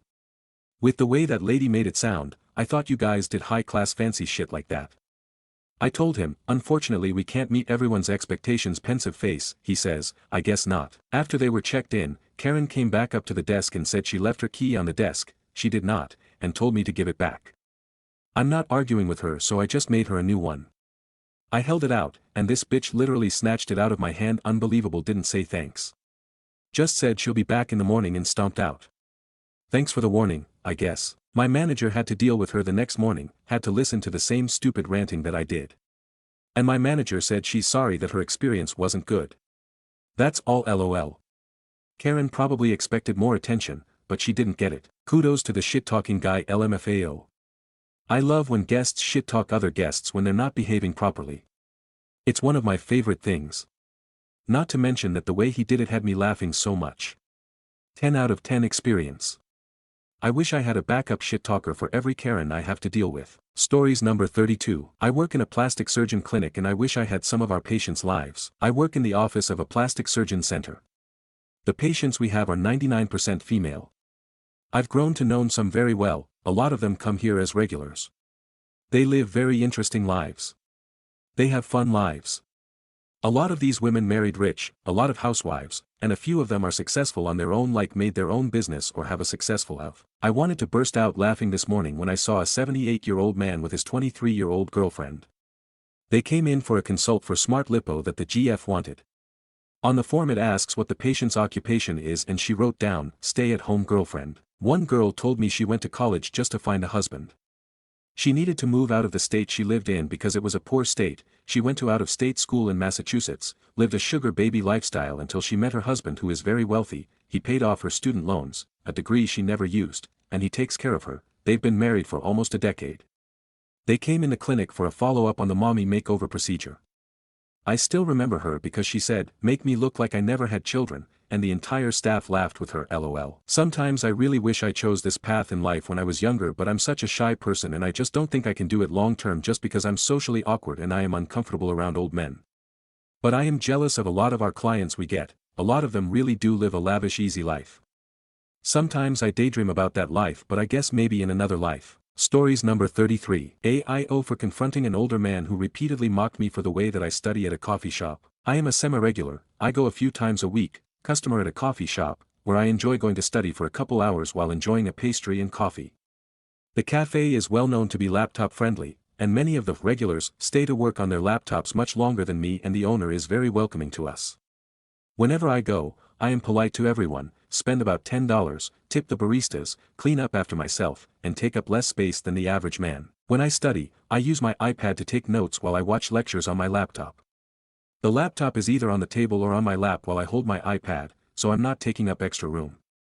There's this older man, let's call him John, who appears to be in his late 60s, and goes to the coffee shop to sit and read the newspaper for hours or look at his smartphone. On several occasions he's mocked me about using two devices while I study. The first time, he looked at me with my laptop and iPad, laughed, saying, "I think it's ridiculous that everyone here is always on their devices. Why do you need two computers?" I smiled politely and explained to him that I am in graduate school watching lectures and this is how I study since some of my coursework is online. He said, "Well, I miss the good old days, when people weren't all addicted to technology," and I was like, "Yeah, I can understand that," then went back to studying and gave him the benefit of the doubt, thinking he was a bored lonely older man who felt nostalgic about his youth. The second time, John saw me and interrupted my studying again to say, "Oh hey, it's you again, I just find it so comical that you feel the need to use two computers," then went back to reading his newspaper. I just smiled and responded, "Gotta do what you gotta do," then went back to studying. By this time, I was feeling somewhat irritated and disrespected. The third time, I lost my patience for John mocking me.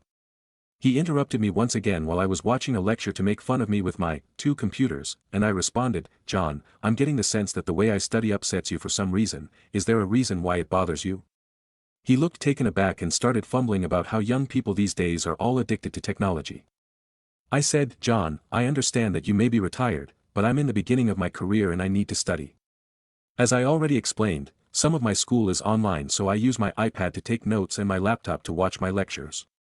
I am in the process of becoming a healthcare professional to save people's lives, so I take my academics very seriously. I would really appreciate it if you could please stop mocking me for how I study." He looked extremely surprised at my response and made some comment about how sensitive everyone in my generation is and how I was overreacting over a joke and being rude to him. If he'd just said it once I would have let it go, but it was the repeated harassment that really started to bother me. Am I the asshole for confronting this older man instead of just letting it go? Stories number 34. Aita for postponing the wedding when my fiancé was demanding to be paid back the money he paid for his late wife's surgery. I have been with my fiancé Jake, for over a year. His late wife died from illness. We were supposed to be in the middle of wedding planning, but something came up and I had to postpone as a response. Jake told me he gave people money and that once they paid him back, we'll go on a honeymoon. So I understood why he needed the money. It turns out the people who owed him were his ex-in-laws. The money was for his late wife's surgery. I was stunned.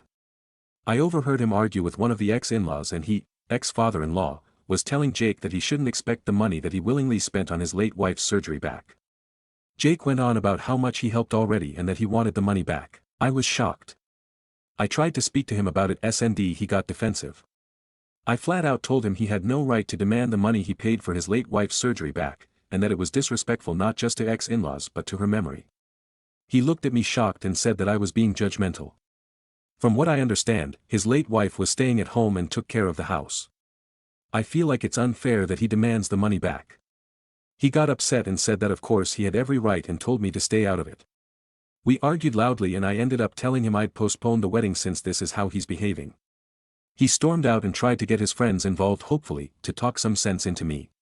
I decided to go stay with Mom for a few days. My mom says I shouldn't have got involved in this matter and escalated to the point that I postpone. I want to know if I'm overstepping here and whether I've made the wrong decision. Stories number 35. AIO for not wanting to babysit my niece every time my sister has plans. My sister Julieta had a baby 9 months ago.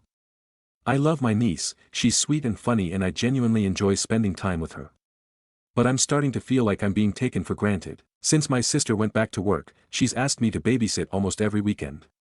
Sometimes it's because she's working, but other times it's because she wants a night out, a break, or even just to run errands alone. I've helped out as much as I can, but it's getting to a point where it feels like I don't have my own weekends anymore. Last Saturday, I told her I couldn't help because I had plans with friends.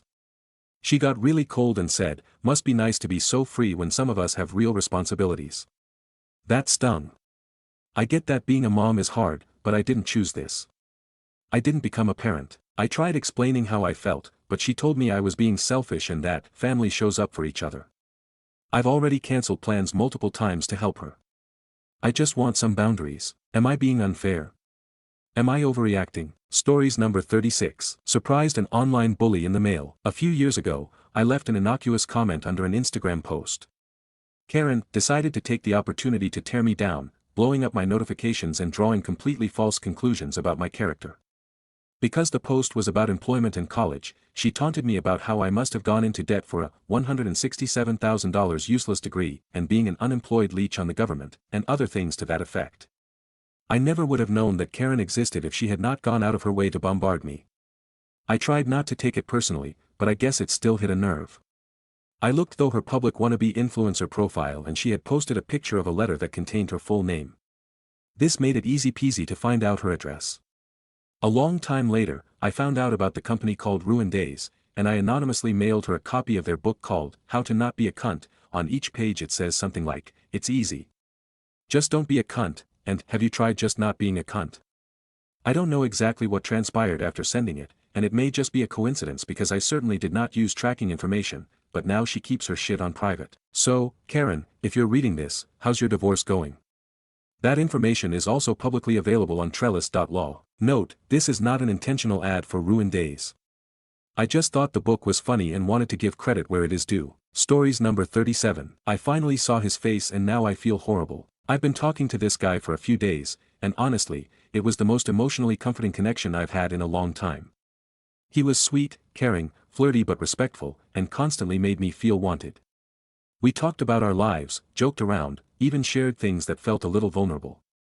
I didn't want to see his face yet because I was scared it would change something. Well, he sent a photo. And I just couldn't lie to myself. I'm not attracted to him. At all. And now I feel like an awful person. Because how can someone be so kind and make me feel this safe, and I still can't get past this? I didn't tell him. I said he looked good. I didn't have the courage to hurt his feelings. He even asked if he looked okay. I just froze. I feel torn. I'm not shallow, I swear. I'm not looking for a model. But I do need some physical attraction, especially since I'm pretty decent looking myself. I just want to find someone kind and emotionally available and someone I find attractive. Is that too much? Now I feel like I've lost something warm and rare because of something I didn't want to matter. Thanks for reading. Edit. Can some of y'all please be a little kinder and stop calling me shallow? I'm only 18, I'm still figuring things out, and I genuinely didn't want to hurt someone who's been nothing but kind to me. I'm just trying to handle this with honesty and care, not cruelty. Edit 2, y'all update. I don't know what happened to his sweet side, but he is freaking out in some horny trash. He literally texted me after one of my IG story that he wants to breed me. It's not okay to say that grinning face. He is still not aware that I'm not attracted towards him, so Stories number 38. Hotel guest took our car keys, wouldn't bring them back. Love this subreddit. Had an experience today that fits right in. We're staying at a hotel in La Jolla. Very nice hotel, great service. We called down to the valet to get our car brought around from the garage so we could go visit my aged mother at her nearby residence. When we get down to the valet station, no car. We wait. Still no car. The valets go check and discover that our car is in the garage, but the key is missing. After checking all around, they look at the security footage of the valet stand and see that a hotel employee had placed the key on a stand by the valet desk. And before a valet could get it and go get our car, another hotel guest had just walked up and taken the key. The guest then proceeded to get in their own car and drive away. The hotel contacted the guest by phone and told them they had taken the wrong key and that they should return with it. The guest responded that they were driving to Oceanside, about 20 miles away, and they weren't going to turn around. So a hotel employee got into a car and started driving after them, and asked them to name a spot where they could stop and meet up so they could turn over the key. The guest responded that they were going to go on to their destination, so the employee had to go there too if they wanted the key back. Meanwhile, we used our backup key to drive our car to visit my mom. When we got back to the hotel, our key had been recovered, and the hotel had sent a good bottle of wine to our room to apologize for the incident. The staff was embarrassed and apologetic. We don't blame the staff, though.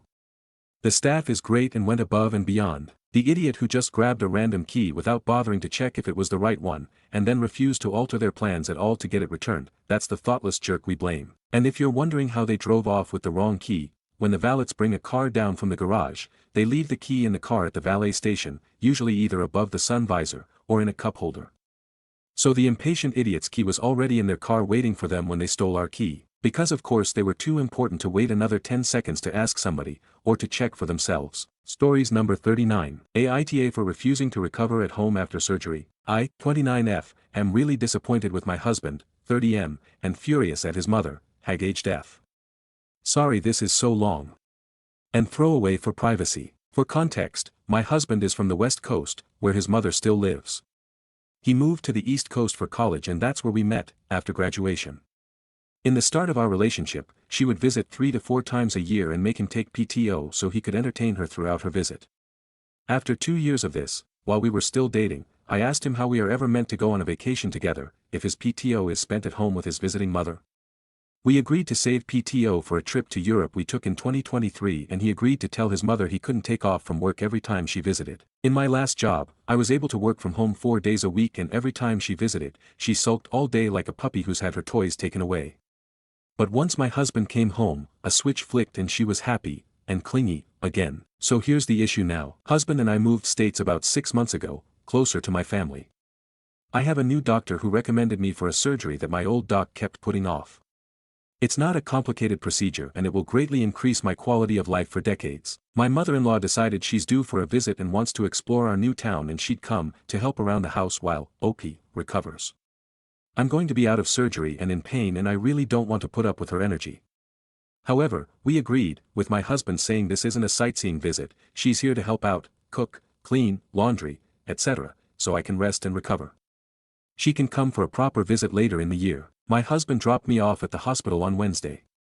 It was meant to be surgery, then one night overnight at the hospital for observations. On Thursday, the doctor told me my labs were not where he'd like them to be and I should stay another night for observation and new lab work in the morning. I called my husband and told him that I'd hopefully be home the next day over the phone early afternoon. He did not visit on Thursday at all. On Friday I was discharged and called my husband to tell him that I'd be ready in about an hour. It went straight to voicemail and I figured he's probably in a meeting and I'll try again in a little bit. After calling a few times over the course of over an hour, I called my sister, who was lucky enough to be excused from work for the afternoon, many thanks to her understanding boss. She drove 90 minutes to get me and took me home and the house was in shambles. Laundry baskets on the dining room table, the litter box not cleaned since Wednesday morning, days of dirty plates in the sink, etc. I just broke down crying. She packed me a bag and took me to her apartment to recover for 2 weeks. On Friday night my husband called me asking me where I am and that the hospital said I was already discharged. He had been on a hike with his mother and there was no cell phone service so he missed my calls, which also meant he took PTO for his mom's visit again. Obviously, I can't ban him from taking PTO, but wouldn't you rather spend that freed up time with your wife at the hospital instead of on a date with your mom? I told him that I no longer feel comfortable recovering in our house and I won't be returning until it's thoroughly cleaned and his mother is gone. He's calling me the because his mother just wanted to get to know our new area and I wasn't able to leave the hospital anyway, and that I was making a big deal out of this. I yelled that he essentially abandoned me at the hospital and entertained someone whose being here was to help make recovery easier, not more stressful, and that she was here for support, not on a vacation. Maybe it's just the pain and pain meds, but am I in the wrong here?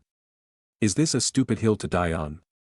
There's a part of me telling me to see a divorce lawyer just to see what my options are because I'm not sure this will ever change. I know this is going to sound incredibly selfish, but I want kids but I now don't see myself having any with my husband in the foreseeable future. And if this isn't going to work out, I don't want to spend the next 5 years of wasting time and money on therapy and missing a chance to find someone I actually can start a family with, someone who can be a committed father and husband before he's a son. Many thanks to anyone who's read all of this. Edit, thank you, everyone. I stepped away for a while and came back to a lot of support. I think it's time to put my big girl pants on, unfortunately. Stories number 40. Aita for blowing up at my sister for naming her daughter after a fungal infection. So my, 20M, sister, 27F, and her husband had been struggling a lot with baby names. She was determined to find the single perfect name even by the time of her baby shower, nearly 5 weeks before the due date. She didn't seem any closer to picking something out than she was at the start of her pregnancy. Anyway, I knew she was struggling, so in addition to the $900 wooden crib on her list that I got for her, I gave her a list of, obviously, joke baby names. We have a really close relationship, and it was in line with both our senses of humor. She's a nurse, and I'm a biology student, so all the names were medications, infections, unpleasant animals, etc., that all sound like lovely girls' names out of context. Some of them were a little bit obscure, sure, but I included some obvious ones like Viagra and hernia for good measure. 2 weeks later, she told me she and her husband had finally settled on a name, Malacesia. The baby's name is Malacesia. One of the names on my joke list. Outside of the immediate issues, nearly impossible to pronounce on the first try, the ass smack dab at the middle of it, the first syllable being mal dash, literally meaning bad or evil, it's also the name of a very common fungal infection. One that my sister and I are both genetically predisposed to. One that we've both had multiple times throughout our lives. Her daughter will almost certainly catch it at some time. I pointed it out to her, and she said that yes, she knew what it meant, and she knew my list was intended to be a joke, but she just really liked the way it sounded. I don't think the husband knows what it means, I think he'd reject it if he did. She says that it's so obscure that no one will ever think twice about it. Except, you know, when little baby Malacesia turns 14, finds a weird spot on her neck, and goes on her phone to Google what it is. I told her that the name was completely unacceptable, and I was shocked that she chose it. I even suggested some similar names, like Mallory, Azalea, or Anastasia, that would be more acceptable, but she wouldn't hear it. She said that since I'm not one of the parents, I have no business telling her what she can and cannot name her child, and that I'm stepping way out of line. I think it's pregnancy hormones, and she'll regret the decision very soon after her daughter is born. Stories number 41. Am I overreacting for being angry that my husband ignored my warnings about getting pregnant and now expects me to terminate? My husband and I have a 19-month-old. Financially, we'd be okay if we weren't paying such crazy nursery fees, but right now, it's a big chunk of our expenses. I've been very vocal for a while about wanting a second child. I even told my husband that once our toddler turns 2, I'd like to start trying again. 2 days before ovulation, we had sex. Then again on ovulation day, we were both working from home. Before and during both times, I repeatedly said, "This is not a safe time, if you finish inside me, we could get pregnant." I'm not on birth control because I had a terrible reaction to it and had it removed. I told him again afterward, "If you're sure you don't want a baby right now, please go get me the morning after pill." I said it 3 times. He laughed it off. So I assumed he was okay if it happened. Well, now it's 2 weeks later and I've found out I'm pregnant. He's now saying I have to get an abortion. I feel completely betrayed. He knew how I felt. I even gave him an out, the morning after pill, and he ignored it. His reasoning? We can't afford 2 nursery fees, and it'll be tight until our first gets free school at 4. I suggested putting other things, like saving for a mortgage, on pause to get through the next 3 years. But he's adamant. He won't budge. I'm the one expected to go through the physical and emotional trauma of terminating a pregnancy I actually wanted, all because he didn't act when he had the chance. I feel played, hurt, and honestly, furious. Am I wrong for feeling this way? Stories number 42. Aita taking my daughter away after her mom wanted her to change clothes. I, 32 have a daughter, 12 but 13 next month. Yesterday when she was with her mom, and her side of the family, for Mother's Day, my daughter texted me asking if I could come pick her up. I asked what happened and she called me crying saying that her mom wanted her to change her shorts because there was male company around, and then screamed at her when she didn't want to. I heard her mom yelling in the background and asked my daughter to put her on the phone. Once she was on the phone she told me I can come get my daughter if I want to cause she can't deal with this right now, and that my daughter doesn't need to have her legs on display. I said I was on my way and she said good luck with her tantrum and hung up. I went and got my daughter and we spent the rest of the day with my side of the family. This morning I got a long text from her mom mad at me for interfering by taking my daughter away from her and spoiling her. I told her that she herself told me I could come get her but she told me that I'm letting her manipulate the both of us. I left it at that. Aita Edit to those asking if the shorts had her ass hanging out, no they didn't or I definitely would have had her change. They were normal length shorts. Stories number 43. I've worn a fake engagement ring for 5 years to keep men away and never took it off. This has been on my mind lately, and I figured this might be the place I can truly say it out loud. About 5 years ago, I went through a breakup that really messed me up. It was my second serious relationship, and honestly, it left me feeling drained. The first one had already chipped away at me with emotional manipulation, and the second, well, that one ended in betrayal I didn't see coming. At the time, I was working full-time as an accountant, climbing my way up in a pretty male-heavy environment. I noticed how often friendly conversations from male coworkers or clients would veer into uncomfortable territory. I was constantly navigating the minefield of being polite but firm, friendly but not too friendly, and I always walking that tightrope. Then one morning, while getting ready for work, I spotted an old ring. On a whim, I slipped it onto my ring finger. I didn't think much of it, until that week, I realized people's behavior changed. The glances became shorter. The comments died down. The questions about my relationship status? Gone. It was like I had cast a spell of invisibility over my personal life, and I liked it. What started as a one-time thing became a daily ritual. That ring became my shield. It wasn't about hating men or never wanting love again. It was about reclaiming a sense of control in a world where I felt constantly cornered or judged. 5 years later, I'm still wearing it. I've healed a lot since then, but the ring stayed. Not because I'm hiding, but because it reminds me of the strength I had to rebuild myself quietly and on my own terms. Maybe one day I'll take it off for someone who's genuinely worth letting in. But for now, it stays right where it is. This probably sounds strange to some, but to me, it was survival. Stories number 44. Hey, I'm rich, but can I use your goats for free? I'm doing you a favor. I have a very small ranch in California. I used to own a brush clearing business using goats. I haven't done that in years, but I do still have 2 elderly mini goats. Yesterday I got an email from a friend I've known since HS. We're both in our 60s now. She lives overseas and also has a massive house in Malibu with a lot of land. She comes from a family with a known name that was one of the wealthiest in California. She inherited millions. She has never for a minute lived without. The email let me know that she was in town to deal with her Malibu house as her land was damaged by our recent fires. She asked if I could bring my goats over to munch on the brush on her land. I haven't heard from her in over a year. No talk of pay. No explanation. The email was written as though she was doing me a friendly favor and it would be no big deal for me to haul 2 goats over to her place, spend a few days overseeing them eating, hauling them back and forth at night, as a favor, for free. I explained that my goats were old, and that I didn't do that anymore. That the work involved with doing something like this was pretty extensive. No apologies were forthcoming. Instead, she was miffed and wanted to know if I knew anyone else who would do that for her. Undoubtedly for free. I told her I did not know anyone with goats. I do, but I'll be damned if I'm going to subject them to this entitled woman. She abruptly said, thanks, and that was it. No, let's get together, I'm in town. No, it would be nice to see you. Just, let me use your goats for free, why won't you do that for me? This same woman some years ago, descended on a mutual close friend who was dying. She insisted on staying at the dying friend's house, taking up all of the woman and her family's time, energy, and resources to the point she had to be asked to leave because she was imposing so much. At that time, I had to cancel my long-planned and paid-for trip to see my very close friend before she died because this woman drained all of their energy. My best friend died without seeing me because of this woman and her entitlement. At the funeral, only my dead friend's family were supposed to speak, but the Malibu woman had written a 3-page speech that she thought she was going to give, because she considers herself family. When she got up and tried to head up to the front of the church to speak, my dead friend's brother finally had enough. He stood up, grabbed this woman by the arm and forcefully dragged her back to her seat. He was furious. I suppose it shouldn't be a surprise, but the sheer entitlement of some people who were born into money never fails to shock me. Stories number 45. Aita for refusing to dress like a background extra for a wedding I wasn't even invited to. TLDR, said yes to being a +1 for a wedding I wasn't invited to.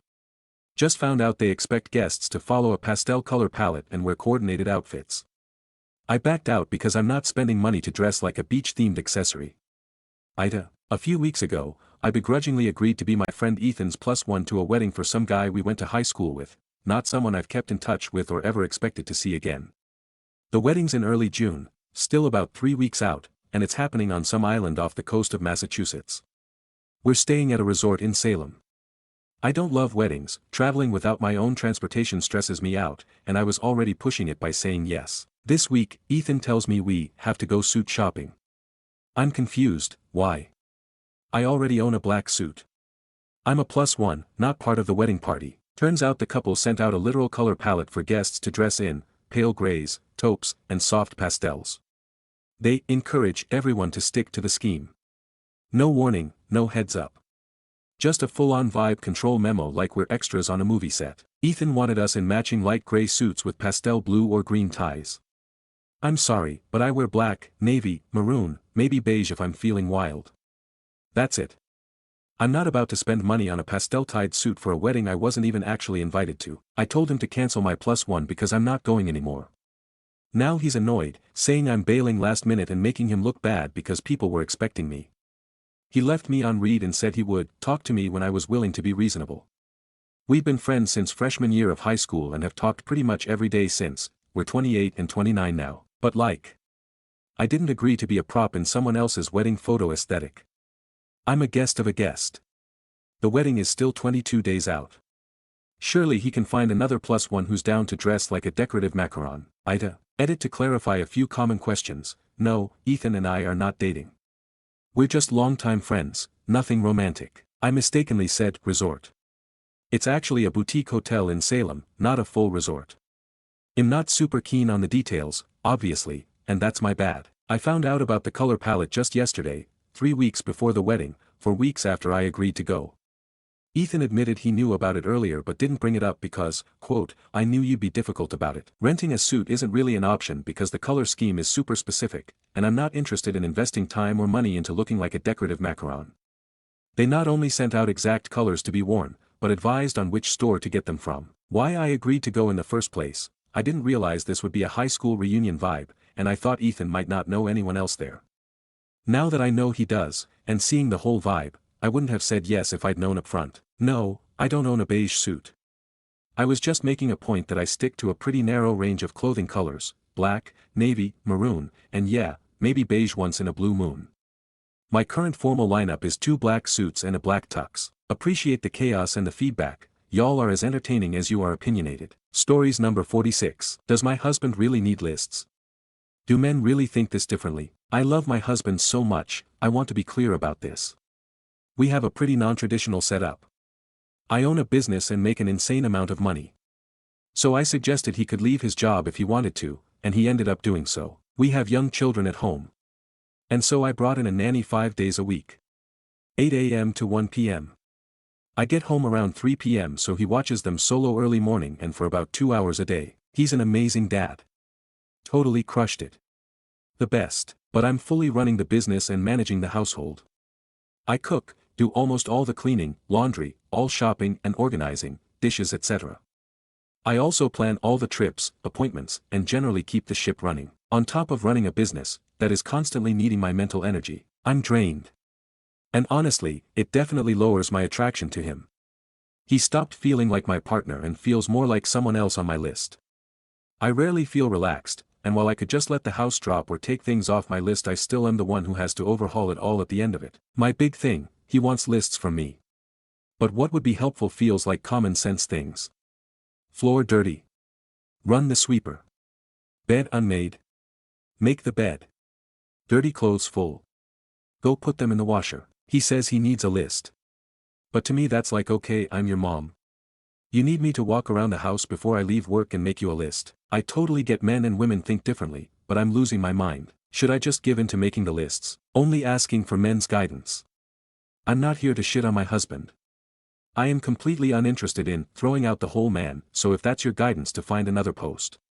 Thanks. Stories number 47. My 30F husband, 34M, offered me instant noodles as a Mother's Day dinner and doesn't understand why I'm mad.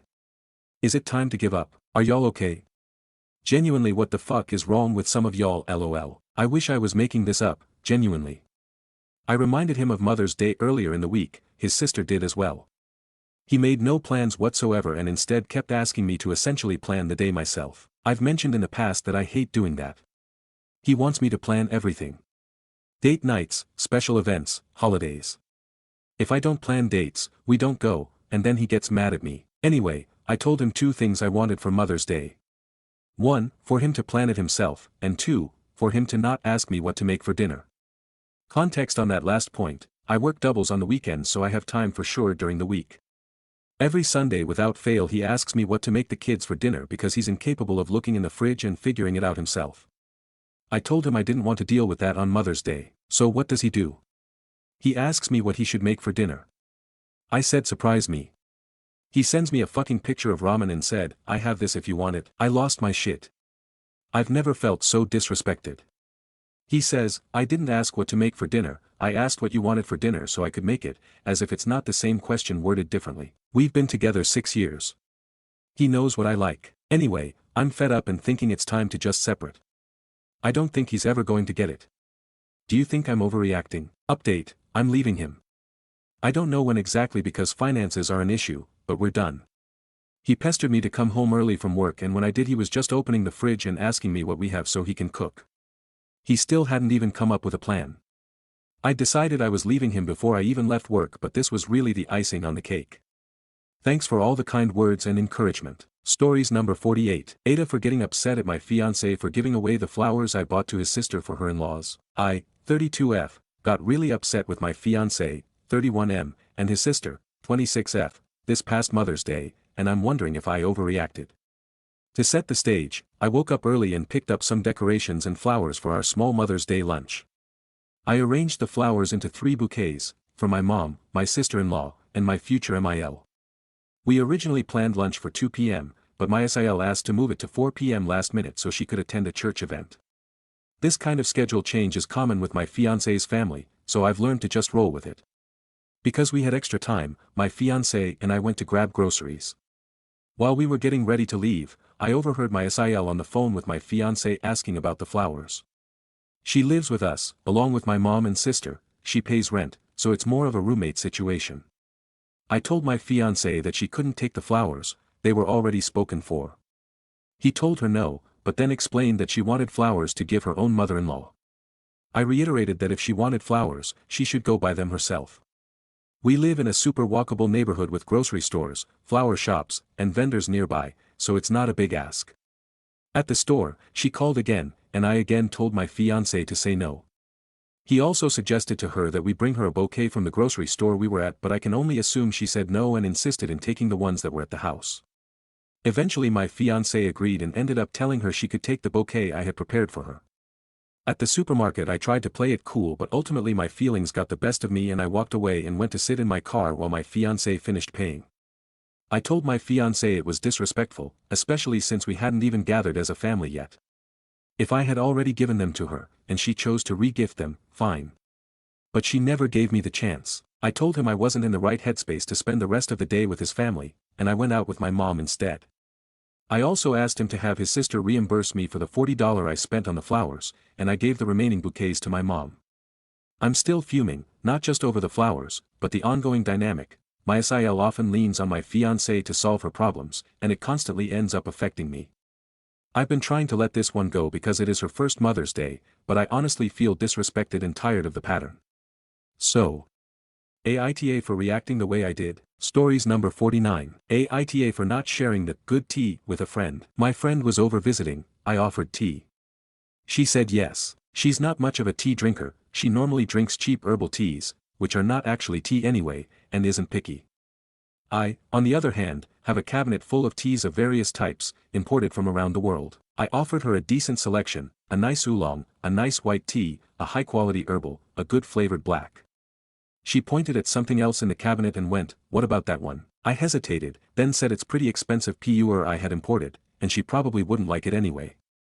She said I'm being stingy and could let her taste for herself. But pur is a polarizing tea anyway, and this stuff is not cheap at all, and it would be difficult for me to get more of this brand. I know I can make multiple cups from it, but I hadn't been planning on doing a pur week right now, and really didn't want to waste it on someone who probably wouldn't like it anyway. She doesn't even like strong black tea. For those not in the know, my family has compared the smell of pur to fish and dirty socks. I like it a lot, but I understand it's not everybody's thing. Now she's being passive-aggressive at me. Update Aita for not sharing the good tea with a friend. So I was judged NTA on the post, but there was definitely a lot of very lively discussion about tea snobs, and inappropriate nosing in cabinets. I very much appreciated all the comments. As it happened, about a week after the post, our friend group WhatsApp started talking about, you guessed it, tea. Specifically, somebody went, "What do you mean, different types of tea, like verbena?" And another friend, not even me, went off about how that's not real tea. Look, my friends and I agree on the important things in life. Also, I'm waiting for people to wonder why TF we keep on talking about tea on our WhatsApp group.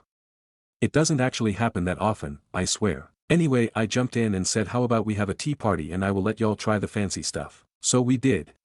About 10 friends came, including the original friend who was cruelly denied the good pour. We tried 8 different types of tea, including some variants of the same type, so they could compare the flavors, e.g. 2 oolongs, 2 English breakfasts. The biggest hit was the chai, lol. Afterward some people asked where they could order some of the teas for themselves, and as for the friend from the first post, she tried the coveted pur wand. Did not like it lol. Otto, her heart opened to the Genmaica. One of my other friends did enjoy the pur, though. Everyone had a good time, and agreed that we should totally do it again. I am now sitting here and sipping my third steep of the leaves with great satisfaction.